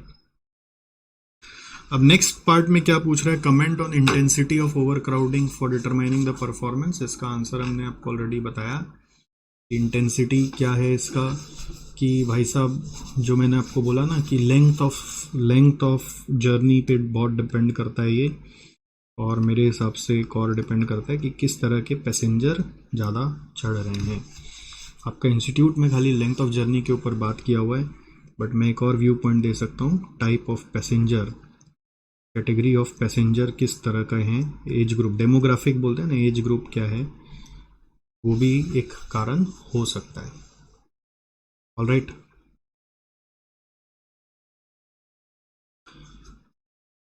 इंटेंसिटी मतलब जैसे क्या है ना कि अगर लेंथ ऑफ जर्नी शॉर्ट है तो ज़्यादा इंटेंसिटी नहीं रहती है। फिर advise how balance score card as performance management system can help, तो उसमें पूरा बैलेंस स्कोर कार्ड आपको बताना है, हर एक पर्सपेक्टिव का एक्सप्लेनेशन देना है, और एट द सेम टाइम उसको कोरिलेट करना है in the light of CWL, कि इसको फाइनेंशियल में कैसे सोचना चाहिए, कस्टमर पर्सपेक्टिव से क्या सोचना चाहिए, ठीक है, और क्या मेजर्स हो सकते हैं उसके ऊपर ध्यान देना है, बताऊंगा आपको। और एक्सपेक्टेड इश्यूज में difficulties with balance score card. तो आओ अब फॉलो करते हुए चलो।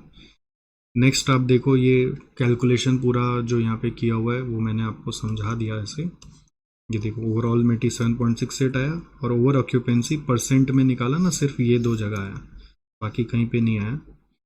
तो इसको कमेंट करने के लिए बोला, ओवरऑल ये है तो गवर्नमेंट का जो क्रेडेंस है वो सही नहीं है, गवर्नमेंट का जो वार्निंग है वो सही नहीं है, और लेकिन ओवरऑल में नहीं देखना चाहिए, आपको ब्रेकअप करके देखना चाहिए,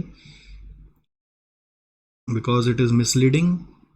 it may be possible during busy hours on specific route, a specific category of bus में बी ओवर क्राउडेड, ठीक है। तो इसमें ये बताया हुआ है ब्रेकअप, ये ब्रेकअप आप अपने हिसाब से भी लिख सकते हो। मेन ओवर क्राउडिंग कहाँ पर है, रूट ए में ही है, ठीक है, सबसे ज़्यादा 126.98 वोल्वो में है, और ऑर्डिनरी में 115.38 है।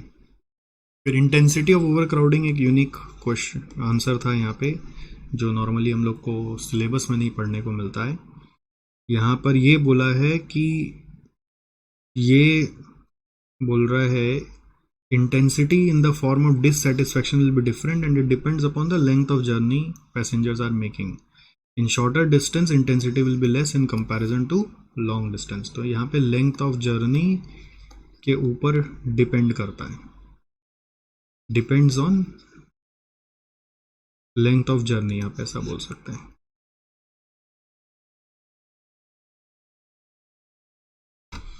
ठीक है, depends on length of journey. Balance score card बनाना है, तो बैलेंस स्कोर कार्ड क्या है उसके बारे में थोड़ा सा बोला, इंट्रो दे दिया. First referred by Robert कैपलन and Norton. It can equip with a performance management system which will be superior in terms of ensuring availability of information to business manager to make better and informed decision. थोड़ा सा बोला. Balance score card comprises of 4 perspective में पहला होता है हमेशा financial. आप उल्टा पुल्टा नहीं लिख सकते, नंबर कट जाएगा. पहला लिखना होगा फाइनेंशियल ही, क्योंकि मेन ऑब्जेक्टिव होता है जिसका wealth maximisation of shareholder, उनके लिए फाइनेंशियल पर्सपेक्टिव ही फर्स्ट आता है. ठीक है.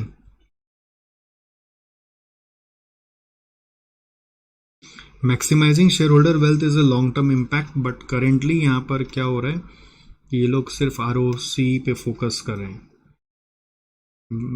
Wealth maximization is a long term measure या long term objective is long term, लेकिन करंट मेजर में ROCE जो आप यूज करें it is a short term, क्योंकि वो उसमें नज़र लॉन्ग टर्म पे नहीं जाता. लॉन्ग टर्म वेल्थ मैक्सिमाइजेशन के लिए आपको नॉन फाइनेंशियल्स पे ज़्यादा फोकस करना पड़ता है. तो इसके लिए सजेशन दिया जा रहा है ऑल्टरनेटिव मेज़र कि आप EVA पे काम करो, इकोनॉमिक वैल्यू एडेड देखो, आप कुछ फाइनेंशियल रिस्क को भी मेज़र करो और कुछ कॉस्ट एस्पेक्ट को भी कंसिडर करो. ये सजेशन आपको देना पड़ेगा जो वेल्थ मैक्सिमाइजेशन से कनेक्टेड है. देखो मार्क्स तो आपको बेटा तभी मिलेगा जब आप इंस्टीट्यूट का इन 3 में से कोई एक पॉइंट लिखोगे. इंस्टीट्यूट आप में आप चौथा कोई पॉइंट लिखाएंगे तो मार्क्स नहीं भी दे सकता है. रिस्क असेसमेंट कॉस्ट एस्पेक्ट में भी इंक्लूडेड. तो ये मेरे हिसाब से थोड़ा सा देखना पड़ता है हम लोग को. इंस्टीट्यूट क्या होता है ना, आपके हिसाब से नहीं चलता, वो अपने हिसाब से चलता है. बोलता है हम लोग हर आंसर को मार्क्स देंगे, बोलने से क्या होता, मानेंगे नहीं. सेकेंड पॉइंट है कस्टमर या पैसेंजर पर्सपेक्टिव. सो ये बोल रहा है MD का एक स्टेटमेंट कि वो दोनों के लिए कमिटेड है, बट जो आपका मेजर्स है वो अभी ऐसा नहीं है कि जिससे पता चल रहा है कि आप कस्टमर के लिए कंसर्न्ड है. आप रिलाई कर रहे हो increase in number of passenger as a performance indicator for their customer services, but this is not reliable. Number of passengers is not a reliable measure, is not a reliable measure. क्यों? क्योंकि मैंने आपको बताया था ना कि it might be increasing, the number of passenger might be increasing because of other reasons which is not connected with the performance, as it might increase due to other reasons also. जैसे कभी train बंद है, जैसे आपको बताया था लोगों का एनवायरमेंटल इम्पैक्ट है, उसके ऊपर कंसर्न है एनवायरमेंट के ऊपर, इसमें आपका परफॉर्मेंस से कोई लेना देना नहीं है. वो अपना फ्यूल कॉस्ट सेव करना चाह रहे हैं. The number of passenger is not a reliable measure. So what you can think is other measures क्या हो सकते हैं? Other measures हो सकते हैं number of repeat customers. आजकल देखिए हर जगह आपका फ़ोन नंबर मांग लेते हैं वो लोग. ठीक है, फ़ोन नंबर मतलब रेस्टोरेंट में जाइए फ़ोन नंबर बोलना पड़ता है, वो जगह मांगता है आजकल. शॉप्स में फ़ोन नंबर मांग लेता है. क्यों? क्योंकि वो लोग उससे मेज़र करता है कि रिपीट कस्टमर कितना आ रहा है. रिपीट कस्टमर आ रहा है मतलब ज़रूर हम लोग में कोई ख़ास बात है. ठीक है. इसमें और भी मेजर्स उठाया जा सकता है, जैसे कि आप पता करो कि percentage of customers travelling for their own reasons, travelling for their own reason. Survey करो. तब सर्वे कॉस्टली होगा बट पता करो. ट्विटर में कंप्लेंट आया था, percentage of passengers using WiFi. Check करो कितना लोग को वाईफाई चाहिए होता है. आप ऐसा कोई राउटर वगैरह लाओगे जिससे कि उतना जन को आप सर्व कर पाओगे. ठीक है. ट्वीट से समझो कि कस्टमर सेटिस्फेक्शन के लिए क्या चाहिए. अब थर्ड एस्पेक्ट आता है. देखो ये सब बातें यहाँ पे लिखी हुई है. ओके, क्वालिटेटिव फैक्ट्स अब आपको पता करना चाहिए. करंट में क्या प्रॉब्लम है वो हमने बता दिया. फिर बताना चाहिए कि अब कोई इन्वायरमेंटली कंसर्न्ड पैसेंजर है तो इलेक्ट्रॉनिक बसेस में शिफ्ट करके मेरा क्या पैसेंजर बढ़ेगा? Will the passenger occupancy improve? Will occupancy improve from electronic buses?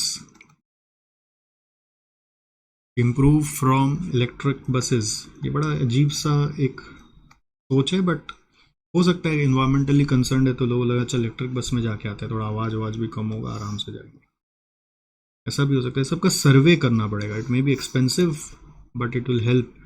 How many % of passenger uses wifi LED and has been affected by the same, जिनको दुख हो रहा था कि हम लोग को वाईफाई नहीं मिलता है, ठीक है। तो ये सब असेस करना पड़ेगा और इम्प्रूव करना पड़ेगा। इंटरनल बिजनेस में you have to take measures to ensure customer satisfaction. This is about internal business process perspective.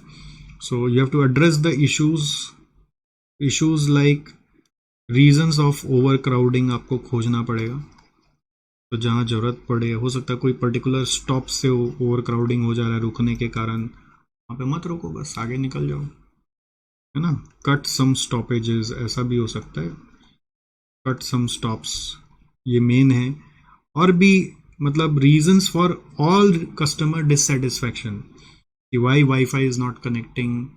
फिर आप स्नैक्स का जो बात है उसके ऊपर सोचोगे कि स्नैक्स को लेके क्या प्रॉब्लम है। तो इसमें आंसर में यहाँ पर खाली बोला है एक example, address the issues like reliability and overcrowding. This will help CWL in changing the government perspective also. This will also help in renewal of licence, क्योंकि वो मेजर कंसर्न डाला हुआ था आपके ऊपर। Hence their permit may be renewed after 2 years from now, because in order to enhance shareholders' wealth, CWL is expected to continue the operation on the same route for more terms. 2 more terms मतलब 2 years नहीं, but 2 बार और licence हम लोग को renew करना है, ऐसा हम लोगों ने प्लान किया हुआ, विजन है हमारा। तो इसलिए आपको ओवर क्राउडिंग इशू को पहले एड्रेस करना चाहिए। फिर innovation, learning and growth perspective में आपके लिए यहाँ पे बोल रहा है कि आप देखो इनोवेशन में वाईफाई टेक्नोलॉजी को चेंज करके देखो, ठीक है। अब ये इंटरनल बिजनेस में जाएगा। अगर आप करंट को ट्यून अप कर रहे हो, क्या प्रॉब्लम है, रिवैम्प कर रहे हो, प्रोसेस चेंज करो, बट कुछ नया कर रहे हो तो इनोवेशन में आएगा। न्यू टेक्नोलॉजी अगर खोज रहे हो तो इनोवेशन में डालोगे। इनोवेशन का मैं हमेशा पढ़ाते समय आपको बताऊं कि इनोवेशन का पार्ट इंटरनल बिजनेस में भी लगता है, जरूरी नहीं इनोवेशन आपको लर्निंग एंड ग्रोथ के साथ ही जोड़ना है। तो कभी कभी हमने देखा है कि इनोवेशन हमेशा इंस्टीट्यूट लास्ट वाले में डाल देता है, but innovation can also be included in internal business perspective. So new technology लाइए आप, ठीक है। कोई नया आप बसेस को इंट्रोड्यूस करिए, इलेक्ट्रिक बसेस, न्यू को इनोवेशन बोल सकते हैं। कुछ और नया में आप नया टाइप्स ऑफ स्नैक्स ले आइए। ये सब बातें आप इंटरनल बिजनेस में भी लिख सकते हो। मेरे राय में, इंस्टीट्यूट ने नहीं लिखा, मैं होता तो लिख ही आता। ये सब इनोवेशन हो गया। लर्निंग एंड ग्रोथ में आप स्टाफ ट्रेनिंग दीजिए, प्रिवेंटिव मेंटेनेंस का जरूरत कम पड़े ऐसा सोचिए। तो ट्रेनिंग प्रॉपर दीजिए जिससे लेस मेंटेनेंस रिक्वायरमेंट हो। कुछ फ्रंट डेस्क वालों को ट्रेनिंग दे दीजिए कि कस्टमर एक सर्विस और बेटर हो, for better customer interaction and services.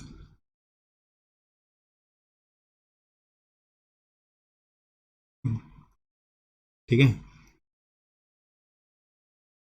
But I think ये लिखा जा सकता था। इसमें रीजंस फॉर ओवर क्राउडिंग पे इम्फेसिस करना था ये, क्योंकि ये मेजर मुद्दा बना हुआ है, क्योंकि इसके कारण लाइसेंस रिन्यूअल अटक सकता था।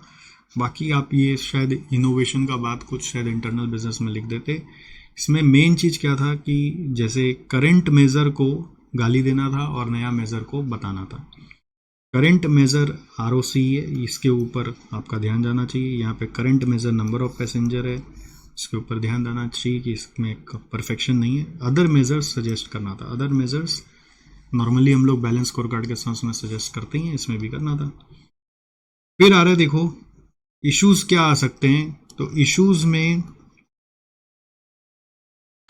बोल रहा है पहला, choice of performance measure is critical. This is first issue. कौन सा परफॉर्मेंस मेजर आपके लिए ज़्यादा महत्वपूर्ण है। You can't pick up all. ठीक है। और फिर दूसरा इशू है कि उन सब के बारे में डेटा कलेक्ट करना is also a very difficult task. आपको ऐसा इंफॉर्मेशन सिस्टम डिज़ाइन करना पड़ेगा कि आप उन सब के बारे में डेटा भी कलेक्ट कर सकें, ठीक है। फिर आपको ये बता रहा है अदर इश्यूज में some of indicators are hard to measure than others, ठीक है। जैसे कुछ कुछ चीज़ बहुत इंपॉर्टेंट है बट उसको मेजर करना बहुत डिफिकल्ट है। ये नॉन फाइनेंशियल मेजर्स का प्रॉब्लम्स है जो बैलेंस स्कोर कार्ड में भी आप लिख सकते हैं। जैसे ओवर क्राउडिंग को ऑक्यूपेंसी से मेजर कर पा रहे हैं बट उसके कारण कितना आदमी को इनकन्वीनियंस हो रहा है वो मेजर कैसे करें। एग्जाम्पल जैसे डिग्री ऑफ इनकन्वीनियंस कॉस्ट, किसी को कोई प्रॉब्लम हुआ, किसी को थोड़ा प्रॉब्लम हुआ, किसी को ज़्यादा प्रॉब्लम हुआ, कोई कंप्लेन किया, कोई नहीं किया।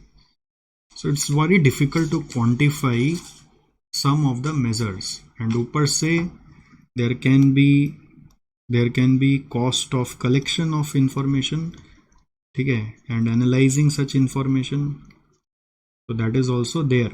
What will be its value we don't know, ठीक है, but this is also cause of concern. Second, relative importance of measure varies. मतलब किसी के लिए वाईफाई नहीं चलना बहुत इंपॉर्टेंट हो गया तो किसी के लिए वाईफाई चलना नहीं चलना कुछ नहीं फर्क पड़ा। तो किसी के लिए कोई मेजर इंपॉर्टेंट था, किसी के लिए नाश्ता इंपॉर्टेंट था तो किसी के लिए वाईफाई इंपॉर्टेंट था। उसको नाश्ता से हमको फर्क नहीं पड़ता, हम अपना लेके आता है, वाईफाई चलना चाहिए। So some customers may consider Wi-Fi as important. Others may consider safety as important. सबका अलग अलग सोच हो सकता है, सेफ्टी या फिर time as important, time of reaching the destination, सबके लिए अलग अलग चीज़ है। किसी को वाईफाई से भी फ़र्क नहीं पड़ता, बोलता है भाई टाइम पे पहुंचा दो वो ज़्यादा ज़रूरी है। तो किस मेज़र को इम्पोर्टेंस देना ये बहुत बड़ा कन्फ्यूजन आता है। इसी से प्रायोरिटाइजेशन की बात यहाँ पे बोली है, इसके ऊपर आप काम करोगे। और एक टू मेनी मेजर्स अगर आप उठा लोगे तो फिर से प्रॉब्लम आएगा। टू मेनी इंडिकेटर्स में cause unnecessary time and finance resource, इसलिए you have to be very clear on what issue you will address and some में ओवरलैप एंड कॉन्फ्लिक्ट इंटर से एक के ऊपर काम करो तो दूसरा। जैसे इलेक्ट्रिक बस लेकर आओगे तो कैपिटल इन्वेस्टमेंट बढ़ जाएगा, आरओसी घट जाएगा। एग्जाम्पल जैसे इलेक्ट्रिक बसेस अगर आप लेकर आओगे विल इंक्रीज इन्वेस्टमेंट और विल डिक्रीज आरओसी। ये तो इम्प्लाइड है, ये परफॉर्मेंस मेजर में फाइनेंस नॉन फाइनेंस एक दूसरे के अपोजिट चलते हैं। अगर नॉन फाइनेंस को बेटर करने जाओगे तो फाइनेंस पे इम्पैक्ट आएगा ही आएगा, उसका क्या कर सकते हैं, ठीक है। So electric buses will increase investment but will decrease ROC. अब ये आपने पढ़ लिया, इसमें मुझे लगता है कि आप 2-3 पॉइंट तो लिख सकते थे। डिफिकल्टी और बैलेंस स्कोर कार्ड आप लोगों को पढ़ाया जाता है, कलेक्शन कॉस्ट ये आपको पढ़ाया जाता है, टू मेनी मेजर्स, प्रायोरिटाइजेशन, ये सब पढ़ाया जाता है। इसमें 2-3 पॉइंट आप जरूर लिख सकते थे, ये मेरा मानना। और बैलेंस स्कोर कार्ड का आप मुझे लगता है बना सकते थे, जस्ट आपका खाली एक चूक हो सकता था कि शायद आप करंट मेजर्स को गलियाते नहीं, मतलब आप बोलते हैं बस ये मेजर हो सकता है, ठीक है, वो भी एक रीजनेबल आंसर है। इसमें कैलकुलेशन में फंस जाते हैं आप खाली वो समझने में कि टेबल में आखिर जो वैल्यूज है वो दिया हुआ क्या है, अगर वो समझ में आ जाए तो आपको समझ में आ जाएगा। और फर्स्ट पार्ट तो मैनेजेबल था, ये मेरा ऐसा मानना है, ठीक है। आई होप आपको कुछ कॉन्फिडेंस आ रहा है, क्लियर हो रहा है। आइए नेक्स्ट क्वेश्चन में चलिए, क्वेश्चन नंबर 5। ये भी बैलेंस स्कोर कार्ड का, ये ओल्ड सिलेबस से उठा के डाल दिया है, ठीक है, ओल्ड सिलेबस का क्वेश्चन है ये। तो यहाँ बोल रहा है बस आप आइडेंटिफाई करो किस पर्सपेक्टिव में जाएगा, अलग अलग सिचुएशन है, बताना है को 4 पर्सपेक्टिव में, financial, internal, business, innovation, learning and growth, customer satisfaction, किस में जाएगा ये। अगेन आपको 1 मिनट लेना चाहिए और अपने से फिलअप करना चाहिए, पढ़ के खुद से सोचो ना, गलत होगा वो क्या टेंशन, खाली ओवरलैपिंग हो जाता है कभी कभी इंटरनल बिजनेस और लर्निंग एंड ग्रोथ में। करो, प्लीज डू इट।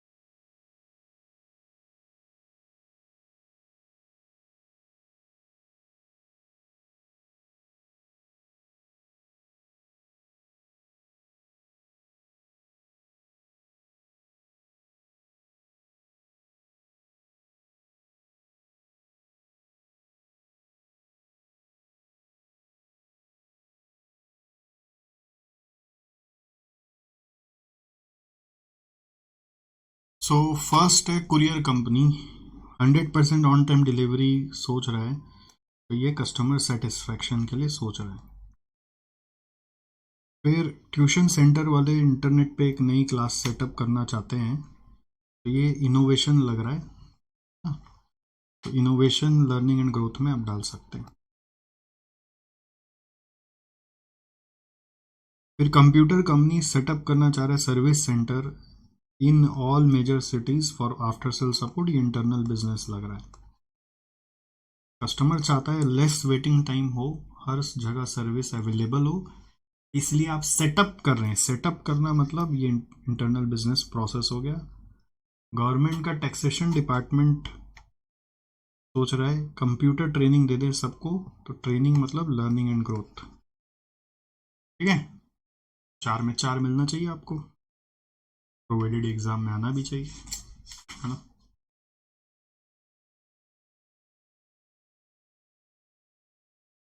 आइए नेक्स्ट, ये हमारा strategic analysis of operating income chapter का क्वेश्चन है। ठीक है, इसमें हम लोग बहुत सिंपली कस्टमर प्रॉफिटेबिलिटी एनालिसिस कर रहे हैं। मेरे हिसाब से अगेन आपको रुक के ये सम अपने से बनाना चाहिए, बहुत आसान है। चलो, तो इसमें बोल रहा है हमारा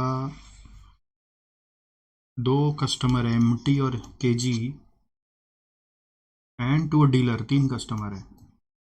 3 कस्टमर है, 2 इंडस्ट्रियल कस्टमर और 1 डीलर। फिर बोल रहा है रिटेल प्राइस 11,000 है, कॉस्ट ऑफ प्रोडक्शन 5500 है, 40% is general fixed overhead cost, तो देयर फोर वेरिएबल कॉस्ट हो जाएगा 60%। 5500 का 40% जनरल फिक्स्ड ओवरहेड है, तो 60% आ रहा है 3300। The finance officer has been asked to undertake a customer profitability analysis and calculate and compare the profit margin per customer. Profit margin per unit नहीं है, per customer है, before deducting general fixed overhead. तो आपको general fixed overhead को ignore करके करना है to know the real customer profitability. Okay, so cost वगैरह दिए हुए, delivery cost, emergency delivery cost, order processing cost, specific discount and sales commission, product advertisement cost. The following data are available for each customer. So we have sales in units, total delivery kilometer traveled, number of emergency delivery, number of orders processed, specific discount, sales commission, advertisement cost, ये सब आपको दिया हुआ है। तो बहुत easy है मेरे हिसाब से, तो बहुत आसान सा है। सेल्स माइनस ऑल कॉस्ट ही करना है आपको। जैसे सेल्स इन यूनिट्स दिया हुआ है, तो सेल्स रेवेन्यू निकाल दिया जाएगा 11,000 करके। चलो, आप बताना है क्या, अपने आप करो ना यार, कुछ भी नहीं है इसमें। 11,000 इंटू 2,000, 11 है 3 2 5, 220 lakh. 11,000 into 1,000, 110 lakh, 88 lakhs, less variable cost at the rate 3,300। ये 11,000 करके था, 3,300 करके आएगा, तो 30%, 66, 33 और 88 का 30%, 26.4। ठीक है, वो कॉस्ट तो माइनस करना नहीं है, ये आप बोल सकते हैं ये कंट्रीब्यूशन है। अब नॉर्मली एक चीज़ खाली मेरे को समझाना था इधर, ये जो डिस्काउंट है ना, हम लोग का एक सम्स में आदत होता है कि specific discount and sales commission as per negotiation हम लोग जो दे रहे हैं, स्पेसिफिक डिस्काउंट को हम लोग सेल्स से माइनस कर दिया करते थे। ठीक है, ये हमारा कस्टमर प्रॉफिटेबिलिटी एनालिसिस का सम्स का क्वेश्चन का सिस्टम होता था। हर सम में ऐसा ही किए हैं, कोई भी डिस्काउंट होता तो सेल्स से नेट करके नेट सेल्स से काम करते थे। बट इस सम में इंस्टीट्यूट ने पता नहीं स्पेसिफिक डिस्काउंट को अलग से कॉस्ट, अब ये हम नहीं जानते क्यों। तो सर हम एग्जाम में क्या करेंगे, जो आपका दिल में आएगा वो करेंगे, फिर भगवान के नाम पे छोड़ देंगे। अभी अगर आपको पता चल गया कि ये सेम सम आ गया तो क्या करेंगे, तो फिर जो इंस्टीट्यूट कर रहा है वही करेंगे, मतलब स्पेसिफिक डिस्काउंट आप सेल से माइनस नहीं करेंगे, लेस सब बाकी का जो खर्चा है वो सब आप डाल दो। जैसे आप ऐसा भी बोल सकते हो ना, जैसे आप बोल सकते हो एडिशनल ओवरहेड, एक होता है डिस्काउंट अगर ऊपर में दिया होता, अब जबरदस्ती का एक एक्सप्लेनेशन है, अगर डिस्काउंट ऊपर में ऐसे दिया होता तो हम मान लेते हैं कि वो सेल से कटेगा, और डिस्काउंट ऐसे ओवरहेड के अंदर घुसा के दे दिया है तो मान ले रहे हैं कि वो अंदर ओवरहेड के अंदर ही चला जाएगा। जबरदस्ती का एक्सप्लेनेशन दे रहे हैं यार, सफाई दे रहे हैं, कुछ तो सफाई में बोलना पड़ेगा ना, तो बोल दे रहे हैं आपको। बातें तो बहुत सारी हो सकती है, बनाई जा सकती है, delivery cost, emergency delivery cost, ये सब बना दो आप फटाफट। फिर क्या है, ऑर्डर प्रोसेसिंग कॉस्ट, फिर क्या है स्पेसिफिक डिस्काउंट, फिर क्या है सेल्स कमीशन, फिर क्या है प्रोडक्ट एडवर्टीजमेंट कॉस्ट। चलो रेट्स आपको मालूम है, और आप बैठाओ। डिलीवरी कॉस्ट है 200 रुपये पर किलोमीटर, तो 200 रुपया पर किलोमीटर के हिसाब से ये आ रहा 2 लाख।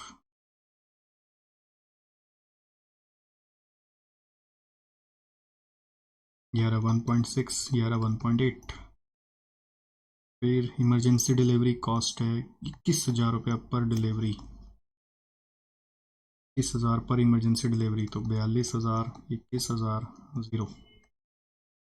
फिर क्या ऑर्डर प्रोसेसिंग कॉस्ट 6,000 रुपया पर ऑर्डर, 24,000 होने से 0.24, 12,000 और 0.48। फिर स्पेसिफिक डिस्काउंट दिया हुआ 25, 20, 15, 25% रेवेन्यू, 55 होना चाहिए रेवेन्यू से माइनस, इतना बड़ा डिस्काउंट दे रहे हैं आप। नहीं किया तो मैं क्या करूं। ये आ रहा है 22 लैक्स, 110 का 20%, 15% है 88 का 15%, 13.2। सेल्स कमीशन बोल रहा है 15, 10, 5, 220 का 15%, 33, 11, 4.4।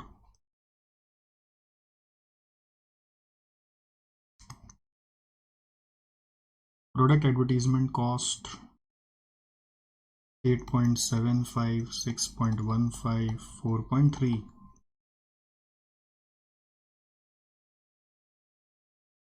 प्रॉफिट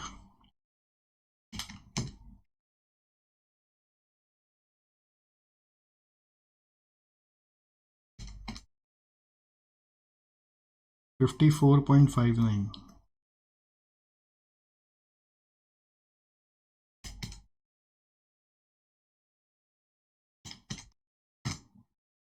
$35.92।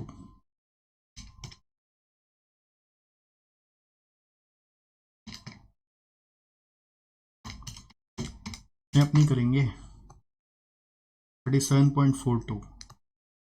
प्रॉफिट पर कस्टमर आ गया, और profit as a percent of revenue भी आप निकाल सकते हो।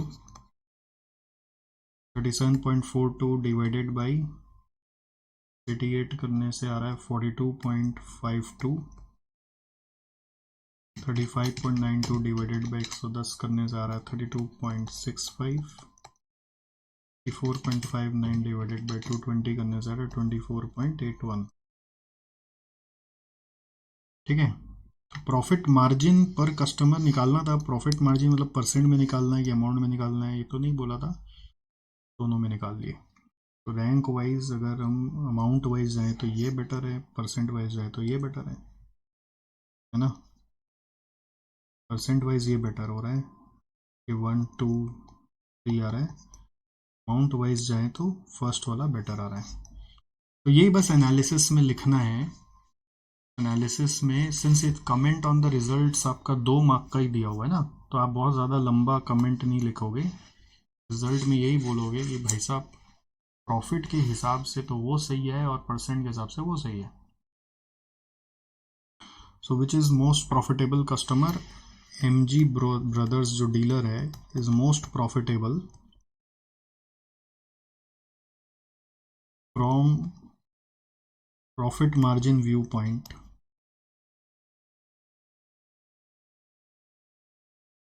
बट ऑन एब्सोल्यूट बेसिस कौन सा एब्सोल्यूट में MT लिमिटेड सबसे ज़्यादा प्रॉफिटेबल है, उसका वॉल्यूम भी ज़्यादा है।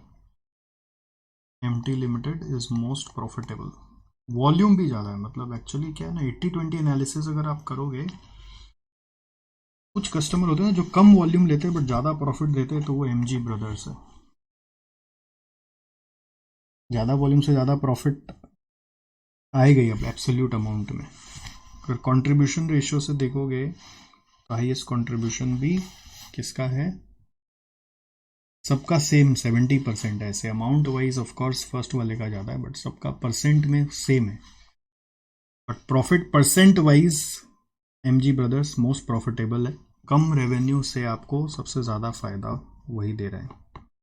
तो हमेशा कमेंट में ना हम लोग परेटो एनालिसिस को यूज करने का कोशिश करते हैं, ठीक है। कस्टमर प्रॉफिटेबिलिटी एनालिसिस का मतलब यही है ना, लेस वॉल्यूम से वॉल्यूम और प्रॉफिट का रिलेशनशिप खोजना चाहिए। 80-20 में जो कहता है कि 20% वॉल्यूम से 80% प्रॉफिट किससे आ रहा है, और 80% से 20% प्रॉफिट किससे आ रहा है।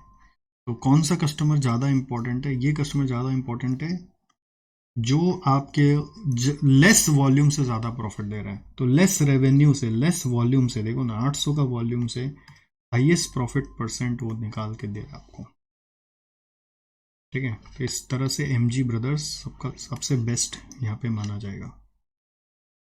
MG brothers is yielding more profits from less revenue,